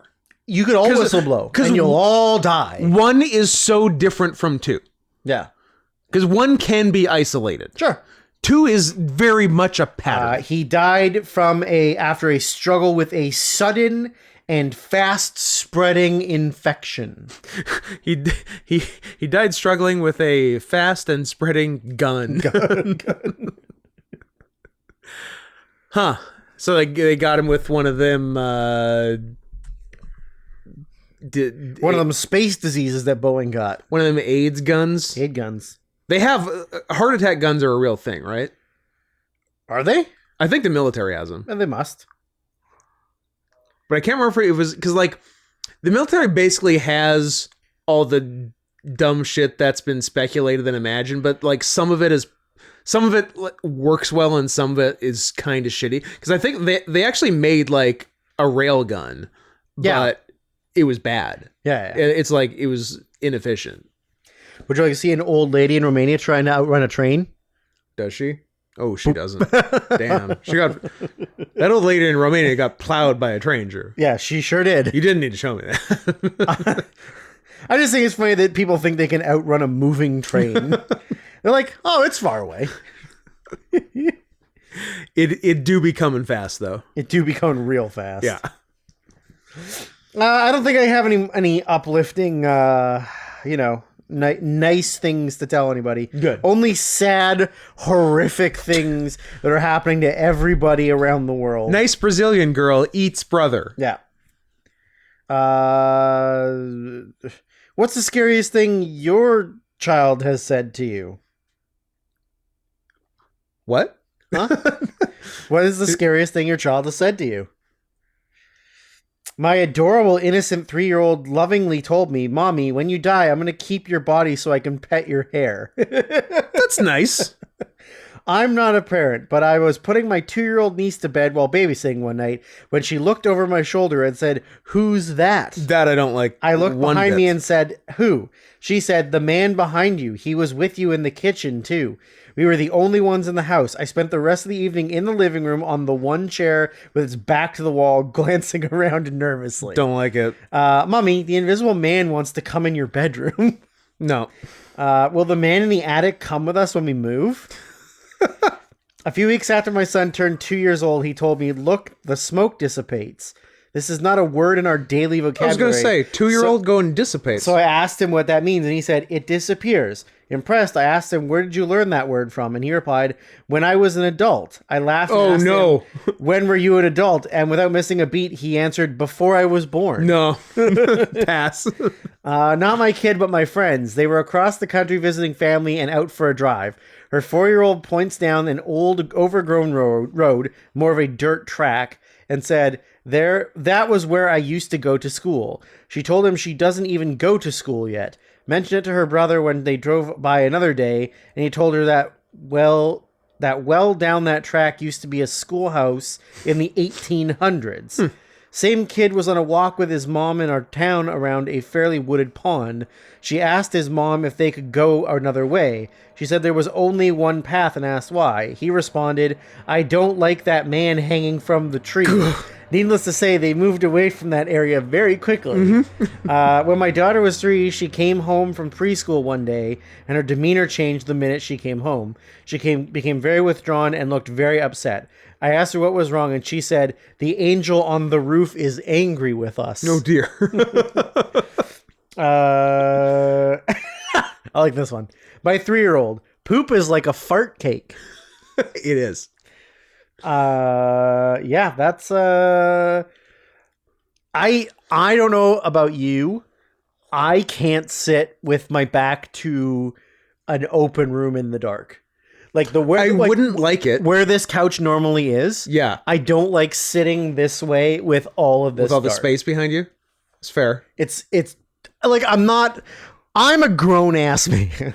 I'm not afraid. No one would ever accuse you of otherwise. I'm not afraid of ghosts and goblins and ghouls. Yeah. But there is something very off-putting about being in front of something. Yeah, I guess most of my sitting in the dark is in my room with my back literally to the wall. Right? Yeah. Like I could sit there and I'd be fine because I'm in the corner. Because you have purview of the whole but room. I definitely do not feel comfortable like just sitting here with I'm sure. I feel you. I think a lot of people feel like that. Yeah. Yeah. It's the same thing with I don't like going outside. Like if it's dark you're here. You're going to just stop the sentence right there. I don't like going outside. If it's dark here, but there's a light over there and I'm like, so it's, it's light enough. Yeah. I really don't like that. I guess maybe I've just seen too many horror movies. Yeah, maybe. But just like that very brief, 10 steps in the dark. Yeah. I got to make real quick. Sure. Real fast to get out of there. Yeah. Cause I'm not I don't believe in ghosts even though I've seen stuff. Uh-huh. I think a lot of the time your brain tricks you into thinking you see things. Absolutely, yeah. That's more so what it is. But I've definitely seen things I can't explain. Yeah, and I think a lot of people have. Yeah. But I don't go, here's a ghost. Yeah, but I don't think it means ghost. I think ghost. I think we'd have found one like conclusive instance of a ghost in the last 100 years. But think about how long it took for the US government to tell us that there were UFOs, right? Nobody could prove it, but then they were like, oh yeah, they're fucking real. Here's some footage of it. And you're like, oh, shit. Like, although you're not supposed to call them UFOs anymore. Yeah, I can never remember what the new thing is. No. Unexplained something phenomenon? No, unexplained. No, I'm not going to do it. I don't want to have, I have to put this up tomorrow morning. I don't want to maybe have to bleep myself. I was flying real close to the sun, but. UAP. Unidentified airborne phenomena. Yeah. Nice. Yeah. Good for me. I ask me that tomorrow. I will not remember. You've already forgotten. It's gone. But I don't know, man. I'm not saying ghosts are real. I'm not saying zombies are real. I'm not saying goblins, ghouls. You are saying Sasquatch is real. I mean, I am saying Sasquatch is real. Yeah. I've seen them. I like the idea of forest brides. I think that's wild as shit. That's cool. But yeah, I think there are a lot of things that this is the spooky podcast now. Ooh. All spooks. Dark news. All spooks. No, I'm not calling it all spooks. I'll call it Oops, all spooks. Nope, not going to do it. Spooks all news. No, it will be called dark news, and that will be the fine. price of watermelon has gone down. No. Yeah, I think a lot of the time your brain wants there to be something. Or that's just your brain's best explanation, but that doesn't mean it's the right explanation. Yeah, that's true. Yeah. I've seen an old man's face. I've seen a moving, full-bodied apparition. Interesting. Specter thing. Huh. It was all at the school because it's all underground. Yeah. And it's the oldest part of the city. Mm-hmm. And sometimes at night I saw... It's probably just old man Johnson trying to... I don't know, Scooby-Doo reference, you figure it out. I would have gotten away with it too if it wasn't for you rotten kids. Yeah, I saw an old man's face in a closet window that... I don't like that. I had headphones on. Yeah. It was in the costumes room, and there was a changing room in the back that had a little window in it. Mm-hmm. And I was putting a bunch of the rental jewelry in the little Ziploc bags back on the wall, and I had headphones on. Mm-hmm. And I was turned around to grab some stuff. And I looked up. There was a ancient-looking man looking through the window at me. But it was one of those things where you don't realize what you've seen until you look away. Yeah. Right. So I look. I grab the thing. I go back and I go, what? Double take. And I look back, nothing. Huh. And there's nothing in the room, in the little window that could have been mistaken for it. Yeah. Right. So there was that. And then at night, if I was there working late, I had to close up all of the studio spaces. Mm-hmm. So there was a rampway down into one of the studios that had because the whole building used to be the Canadian Heritage Museum. Right. And because you were there maybe twice. Yeah.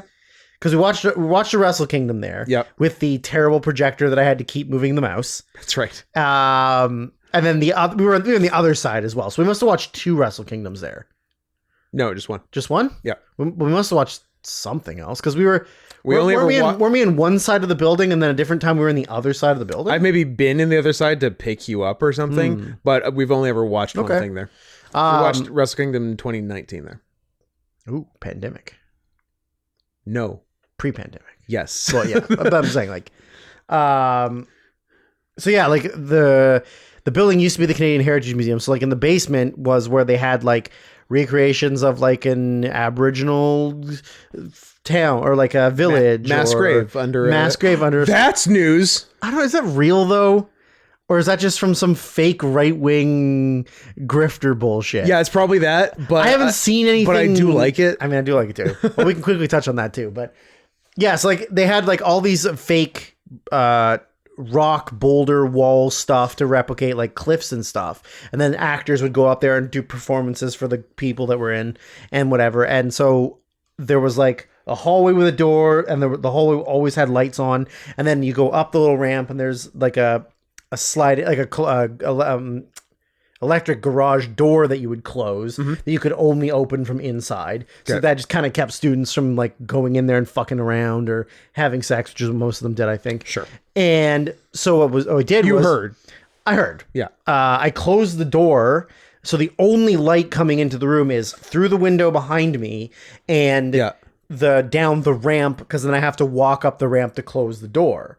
And so I turned the lights off, and the light from behind the window, there was like this cliff up against the rock, and just like a full-size human being figure was like, it moved very subtly, and then I backed up to turn the lights on, and like I couldn't get it, so I turned and flicked the lights, and when I look back, nothing. Crazy. And there's nothing that could have been there to like mock it, but I was like, creepy. And it's lights off, go back up the ramp, whatever, close the door, no problem. Yeah. And then the hallway where the costumes in the sewing room was like a mezzanine level that you could only get to by an elevator. And emergency stairs, but you could only exit through that level. You couldn't go up to that level through the stairs because the door doesn't open from the outside. Yeah. So there'd be several times where we'd be in there and you would hear the elevator door open. You would hear footsteps start walking down the hallway. You'd look out, nothing. Or one time it sounded like somebody was like bouncing a basketball. And then we stepped out in the hallway and there was nothing. So whatever. But then the creepiest one was, the downstairs, like where the desk was that I worked, and then the prop house. So one of the guys I was working with was in the prop house. So there's like a desk with the computer, and then your back is to the wall, and then it's the whole prop house. And there's just rows of shelving where all the stuff is stored. And he's in there. I'm doing something, and he comes out, and he's like white-faced. And he goes like, I just saw something. And I go, what did you see? And he goes, just like a black thing float from like the back corner all the way out. And then there was sort of like a corner, because it used to be a parkade. And then they closed off the parkade and just turned it into the prop house. So it was just like all cement, everything. But there was like two corners. Yeah. And I was like, oh man, that's weird. And then 3 or 4 hours later, I was in there doing the same thing he was doing. And I'm on the computer, and I can see like my peripherals past the top of the laptop. Yeah. And the shelving's like maybe 6 feet tall. And there was a black cloaked figure thing that floated from the corner all the way across the back and around the corner. And it was a little bit taller than the shelves. And I immediately, it was creepy. Sure. So I ran, I was like, Mike, I just saw the same fucking thing you saw. So we told the teaching assistant that we both saw something, and she was Mexican. And she freaked the fuck out. She went in there. She was going through a bunch of stuff. She found one of the students had obviously gone and bought one of those those like Jesus candles. But they bought like the opposite of a Jesus candle. So like a dark candle. And she was like terrified of it. So she immediately smashed it. She put it in a bag. She went all the way outside and put it in the dumpster. Yep. And she was like, okay, that's it. And then she like, I think she wanted to light sage or something. Anyways, she said that night she had night terrors, but then the next day nothing, and then we never saw it again. So it was like it was pretty weird. That is weird. Yeah. Like I couldn't tell you what it was, because it was my peripherals. Like I was looking at the screen, but definitely something in the background just like floated. And then there was another time where I was in there and I was working on the computer, and I heard a noise, like something scooted, and I was like, what the fuck? And I go around the corner, and it was students like trying to have sex in the back of the prop house. And I was like, oh, maybe that ghost was just trying to have sex in the back of the prop house, and I was the asshole. Maybe I'm the bad guy. Maybe I'm the bad guy. I just stopped that ghost from getting his dick greasy. Do you listen to podcasts, or do you not, because they're not movies? Sometimes. You would like, it's called Radio Rental. Okay. It's hosted by Rainn Wilson. But he's just like the interstitial guy, but it's just like people who have seen and experienced weird, unexplainable stuff, just telling their stories. Okay. It's very simple premise, but yeah, there's some good, and it, like some of it's supernatural, some of it is just like run-ins with people who like ended up being serial killers or something, and like it could have been me. Yeah, but there's definitely, a guy who was like a night manager at a hotel and like saw Ted Bundy, but like saw some shit like you saw, and so like lots of stories like that. But they're very interesting stories. Yeah. There was one real good, because most are usually unexplained. Yeah.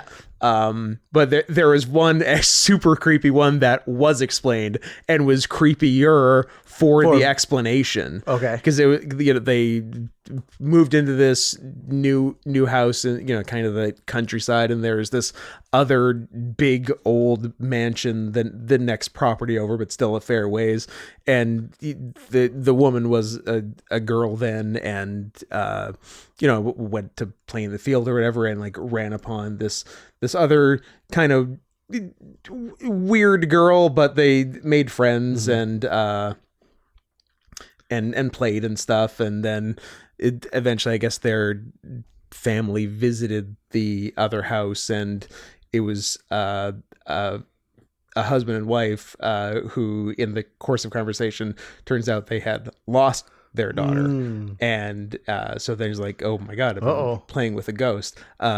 Yada, yada, yada. Wasn't playing with a ghost. The creepy mother was dressing up as the daughter. That's awesome. Sorry to spoil one of the best radio rental stories, but that's fun. That's awesome. Great. Wow. Great. Yeah. Yeah, I listen to one that's called Bedtime Stories, which is it's a lot more like, there is a lot more supernaturally stuff. Yeah, I mean these are a fair amount of those. Yeah, this one is like very much like just things from accounts from all over the world of just like actual stuff that's like happened, unexplained like spooky ghouls and goblins and stuff. But sounds like people are stealing ideas from the dark news, but that's okay. Possibly. The all spook news. We're not doing it. Oh, okay. Not gonna do it. Yeah, I don't know. Like I've always found that stuff very interesting. I mean, it's not like I don't really fully believe in like the. No, it is interesting though. Like, yeah. But there is a lot of like very creepy things. Like, there's all those people that like had encountered Ted Bundy, like in the middle of him doing his stuff. Yeah, but just like. He just didn't do anything. Yep. But you're like, oh, he seemed like such a nice guy. Like. Yeah, but that stuff's wild. Yeah. Yeah, I mean, I always, every time I'm like on Saturna, which is like the I-1 property we have, because it's so quiet. Like, you can't hear anything. And it's pitch black. Like, it's kind of scary being over there. Like, I haven't been over there by myself, but I've been over there like just me and one other person. Yeah. Usually like a partner or whatever. And like, it can be very scary. I can see that, yeah. Just at nighttime, like just black and silence. Yeah, and if you step outside, you do not hear anything. Yeah, you maybe hear like the occasional like animal noise, but like it is. Is that you making the animal noise? Well, I can't really make snow leopard noises out there. Not with that attitude. Not with that attitude, no. But like I think like the creepy stuff is very interesting, but yeah, so like seeing those things at the school really like, and then of course like other people would tell me stories about like, oh, we were in studio blah blah blah at like midnight, and when we turned the lights off to leave, like we heard somebody or something, and we're like, okay, like it could have been the janitors and stuff. They're like, no, we looked, it was nobody. I was like, okay, well that's weird. Yeah, and like, but again, like you're underground at night, like your body's like, oh, this is scary. And then your brain's like, hey, what if a scary thing happened right now? And then you're like, oh, a scary thing happened. There is a lot of that for sure. But I think the cool thing is that me and my worker like both saw the same thing. But of course, him saying it probably put it into my brain. But it's just hard to know. It is hard to know. Yeah. I'm going to look up that news and see if it's actually a thing. Yeah, so we might have a follow-up on the millions of dead Native children buried under residential schools in Canada. and how there in fact might be 0 of them, but that also might be from a very right-wing news source, and there are in fact some of them and not 0. Yeah, so the I'm getting stuff from the FraserInstitute.org. I mean, that's not necessarily right-wing. That said, no evidence of mass graves or genocide in residential schools. Retired Professor Jaime Rubenstein. Big fan. And collaborators examine the evidence of the unmarked graves, such as the results of the GPR, and find there's nothing, repeat, nothing there. Journalist Jonathan Kay explains how the media got the story completely wrong. Fraser Institute is nonpartisan. Okay. It's legit. Well, then maybe... Not guilty? Not guilty. Not guilty! We did it. So... And by we did it, we mean we didn't do it. We killed 0 native children and gave them a good education. So in May of 2021... Brought them up Christian. The chief of the...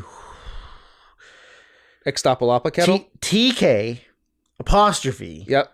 EML... Tickamo. U with a backslash. PS. Tickamopes. Then space. TE. Then space. SEC. Sec. WEP. Sequep. EMC. Sequemic. Kamloops Indian brand announced that ground-penetrating radar had located the remains of 215 missing children in an apple orchard on the site of a former residential school. Which, to be fair, is a lot. But how do they know it's 215 just by the radar? It's not like they're like nicely lined up. Like they're chucked in a hole. Skulls. Okay. You counted 215 skulls. 215. 1, 2, 3, 4. Child skulls. It's like counting sheep. Yeah.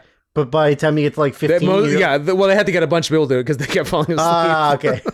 15, your turn. I'm out. You know what? Hey, do you have any tips for trying to fall asleep? Yeah. Matter of fact, I do. Count dead native child skulls. That is one of my favorite Mr. Bean gags. There's one where he can't fall asleep. So he pulls out an easel and a picture of a field of sheep and he starts counting them. Yeah. But he's like losing count every time. So then he takes out a calculator and he just does like... multiplies. And then he goes, fall asleep. That's my favorite Mr. Bean gags. Politicians and media seized on the announcement, and stories of massed unmarked graves and burial of missing children ricocheted around Canada and indeed much of the world. Prime Minister Justin Trudeau set the tone for the public response by offering Canadian flags to be flown at half-mast on all federal buildings, thus elevating the possible burials to the status of victims of foul play and making Canada sound like a carnal house of murdered children. According to Canadian newspaper editors, the discovery of the so-called unmarked graves was the news story of the year, and the World Press Photo of the Year award went to a haunting image of a red dress hung on crosses along a roadside with a rainbow in the background, commemorating children who died at a residential school created to assimilate Indigenous children in Canada. These events created a narrative about the genocidal nature of residential schools, which were established in the 19th and 20th century by churches and the governments to educate Indigenous children and assimilate them into Canadian society. The narrative went unchallenged at first, yet substantial pushback gradually developed among a group of retired judges, lawyers, professors, journalists, and others who had careers in researching and evaluating evidence. It's no accident that most are retired because that gives them some protection against attempts to silence them as deniers. Does it, though? In the words of Janis Joplin, freedom's just another word for nothing left to lose. Okay, now this guy's talking about himself. To quote Janis Joplin, I can't wait to choke on my vomit after doing 100 drugs when I'm 27. Crash Holly. Oh. Several of these, well, he was talking about books that were written, but as well as others who have helped research and edit these publications, had for many years been writing for major metropolitan daily national magazines, academic journals, and university pressers and commercial publishers. However, they quickly learned that the corporate legacy of mainstream media, in addition to religious leaders and politicians, have little desire to stand up to the narrative flow of moral panic. They thus wrote about residential schools mainly in specialized journals. One essay, punch more. So yeah, the retired professor Jaime Rubenstein and collaborators examined the evidence of unmarked graves, such as the result of the GP, the ground penetrating radar. This is the first and last time I will be supporting evidence brought forth by someone named Jaime Rubenstein. Yep. There's nothing there. This is a real the enemy of my enemy is my friend. Yeah. I wonder what Jaime's stance is on Palestine. I've got a thought. Retired Professor Ian Gentles examines health conditions in the schools and shows that children were better off there than at home on reserves. Okay, now I'm really questioning this. Where's the lie? I mean, that's the Drew, lie. They didn't even have language until 50 years ago. They didn't even have running water or toilets. Or violent punishment. We're not litigating whether the schools were good. Yeah. Are there mass graves? And we're thinking no. I don't know. Media stories about Indian. We're thinking not guilty. Media stories about Indian residential schools are almost always accompanied by the frightening claim that 150,000 students were forced to attend these schools, but that claim is misleading at best. Children were not legally required to attend residential schools unless no reserved day school was available, and even then the law was only sporadically enforced. Mom just wanted the break so she could drink during the day. I mean, I think it was pretty enforced. I don't think you can say... No, we didn't make them go. We gave them a ride there and no way back, but that was just to help them get there. Listen, we've got a job to do, and our job is to go one way with those wagons. Yeah. Those horses need a break. As reparations, we're giving all African Americans 50 Mississippi Fun Bucks, which is good for any one-way bus ticket out of Mississippi. Prior to 1990, residential schools enjoyed largely favorable media coverage, with many positive testimonials from former students. And when has the media ever gotten it wrong? Exactly. Never. Indeed, alumni of residential schools comprise most of the emerging First Nations elite. Yikes.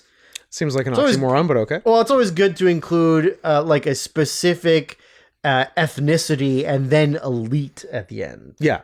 Well, they're not like regularly, but they're good for them.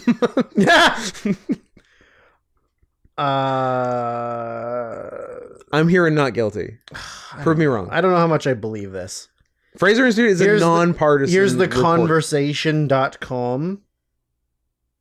They're big Ingmar Bergman fans? They're big Ingmar Bergman fans? Sure. No. Who's the conversation? Peter Sellers. Francis Ford Coppola. Oh, yeah. Yeah. What am I thinking of? The Seventh Seal. That is what I'm thinking of. Yeah? Yeah. Okay. You did good today, Drew. Thank you. I mean, we talked about it off pod, right? A couple weeks ago, where we were like, hey, whatever happened with those? Because remember they were digging up things, and they were like, we're gonna find every single one literally in the country. The flags were, because the only place I see flags is at the golf course, because it's a city golf course. Sure. And they were at half mast for like a year and a half. Yeah.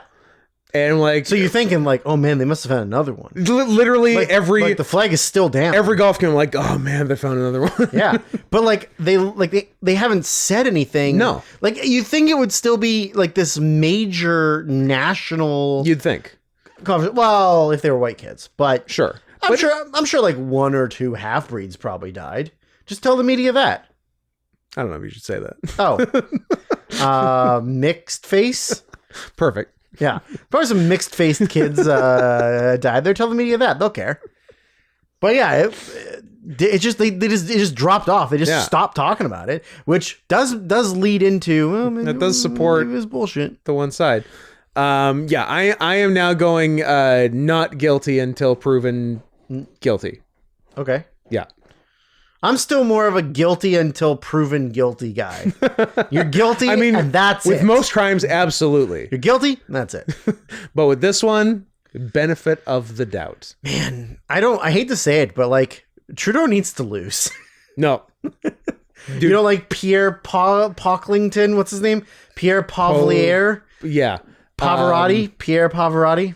I don't think I like Pierre Pavarotti. I don't like him either. And Justin's a winner. Is he? He's won like 8 straight elections. I mean, he also won that boxing match. And he won that boxing match. Only because Braz Nux got blown up. He gassed out a bit. But hey, a win is a win is a win. And Trudeau can't do anything but win. Yeah, can't do anything but win. Yeah. I guess. Yeah, like he's been prime minister for basically our entire lives. Your life, yeah. Yeah, well, I'm quite... Because you were born in 2015? That's correct. Yeah. Remember how bad it was before him? But at least our money wasn't on fire. Yeah. But good luck getting married, gays. Yeah. Yeah, because Stephen Harper was in charge for like... also a long time. 12 years? 10 or 12, something like that, yeah. And then before that was Paul Martin, who was like... He was just there. 4? Yeah, something like that. Yeah.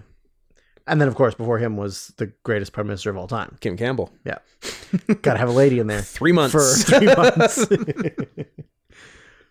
I mean, like, legit. An asterisk in history. Yeah, real Barry Bonds in the Canadian Prime Minister Hall of Fame. I mean, of course, the greatest is, of course, Jean Chrétien. Yeah. He's the best. Killer. Yeah. He's the only acceptable French prime minister. The only good French man. Yeah. Pierre Trudeau can fuck off. He can absolutely fuck off. Yeah. That's why this says ILPC. IEPC. IEPC. Yep. Fuck off. Fuck off. We're looking at this. That's French for spicy garlic on the Doritos. And if not for it's so crazy that Trudeau is the worst prime minister we've ever had. I'm literally stealing a Neil Hamburger joke about George Bush. Okay. It's amazing that George Bush is the worst president of all time. And even more amazing that his son, George W. Bush, is the best president of all time. Exact same thing with Pierre and Justin Trudeau. Mm-hmm. I agree. Yeah. Nepotism, the only place nepotism works is politics. Jeb. We got to get Jeb. Give me Jeb, or give me what's the thing? Give me some freedom, or give me. Isn't there like a? There is. What's the saying? I'm just letting you work it out. Give me Jeb, or give me prison. Are you looking for give me liberty or give me death? Oh, I mean that's definitely a thing. That was what, Patrick Henry? Give me Jeb or give me death. Sorry, give me Jeb or give me death. Exclamation mark. Give. You know what? I'll tell you another run at W. Let him be in charge again. Sure. Statute of limitations is up on war crimes. Yeah. At least he was born in America. Looking at you, Ted Cruz. Piece of shit. Give me liberty. Alberta. Give me death, Patrick Henry. Alberta. Hey. What? You go. How's that very feminine-looking woman doing on Jeopardy? Amy Schneider? Yeah. She's doing good. Oh. She's doing... will she make the semifinals? Didn't they have one? I saw a clip of it. Didn't they have one recently? Because Ken's still hosting. Yep. Where he accidentally gave away the answer to one of the questions. Oh, I did see that. Yeah. Yeah. Where like there was like a sequence of numbers in the questions, and he said the last one, he went, oops. And then the other contestants were like, I know this one. Yeah. Yeah. That was pretty funny. That was pretty funny. Maybe it wasn't Amy Schneider then. What I'm trying to get at is the non-passable trans. Yeah. Amy Schneider's passable enough. Maybe I don't know if that's who we're talking about or not. Well, how many non-passable trans contestants on Jeopardy are there? Well, there's 3 contestants every day, and I'd say 2 of them are usually trans. Is that how they do it now? Yeah. That's why I haven't been on. It was Amy Schneider. And you're telling me Amy Schneider's passable? I mean, not great, but she has good days and bad. I would say it's mostly bad. I mean, it's never great. But yeah, that's what you're talking about? Yeah. That's a bad picture. Sometimes she looks all right. I mean, I guess. I don't know. Alex is rolling over in his grave right now. Not on his watch. Yeah. It's going to say something, but I don't think I should say it on the podcast. So, granted, we are 2 hours and 20 minutes in. So, holy shit. We did a good job. We did a good job. Considering we didn't actually do the thing we were going to do. But we didn't do the thing. We'll do it on Friday. You're good to do it for Friday? Yeah. Promise? No. You learned nothing from our friendship. I'm not promising shit. I regrettably have. I'm not promising shit.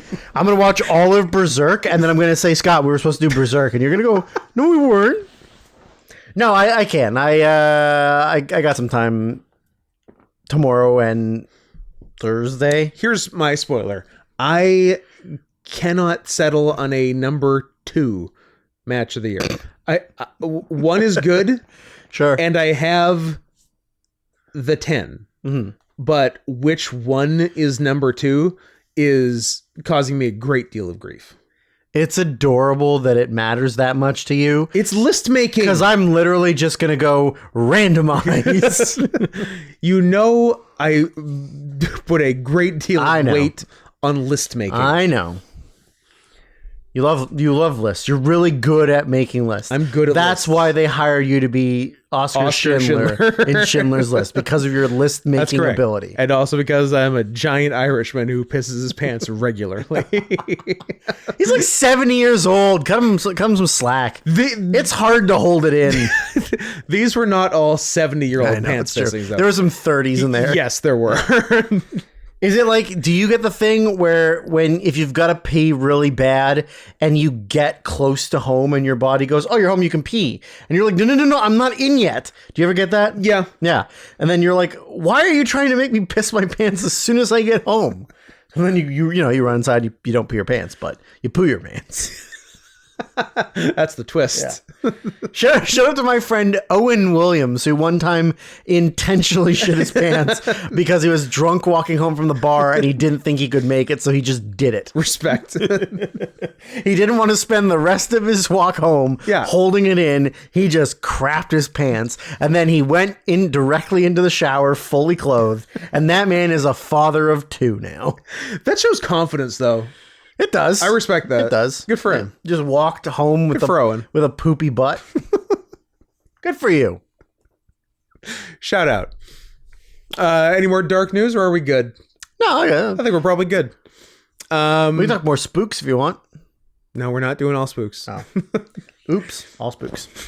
I'm not going to call it that. You should. I'm not. Reminder. We're in... I would describe it as semi-dire. What's the DEFCON scale? Is it 1 to 5? 1 to 5. DEFCON 4. Is there a 5? I don't know. Look it up.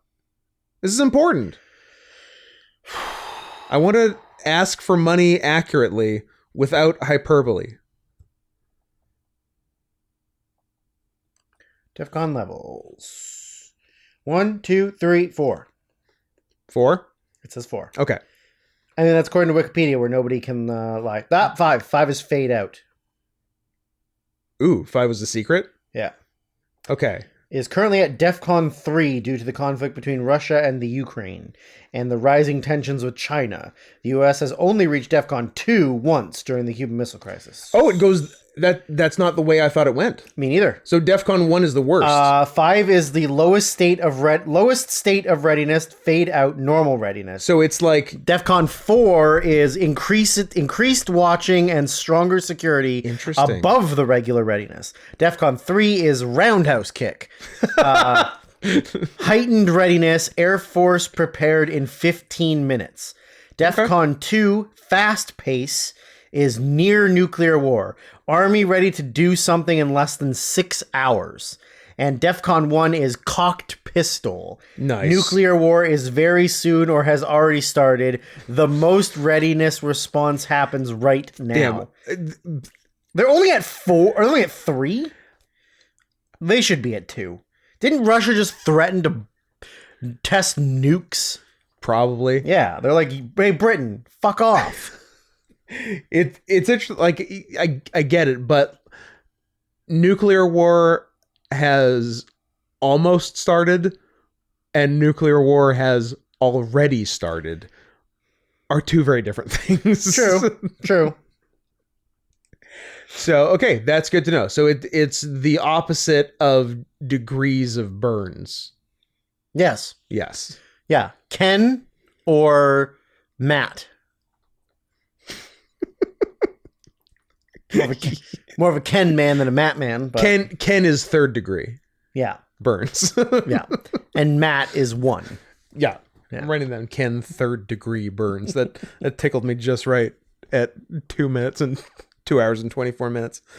Okay, so that's good to know. Now I will speak on it accurately. I would place us at DEFCON 2. Okay. In terms I agree. of financial need. So, paypal.me/NotScottHenson, paypal.me/SarianSoftBuzz. Let's get us down to DEFCON 4. We just want we want heightened readiness. We don't want almost nuclear war. That seems fair. Right? I agree. I would like to not nuke Japan. Yeah. But I'm willing to. Trust me. We'll do it. Trust me. We'll do it. We've done it before. You know what? This time, look out Kyoto. Oh, we're going to do it this time. We're doing it this time. Oh. I don't care about your cultural center. But it's a cultural center.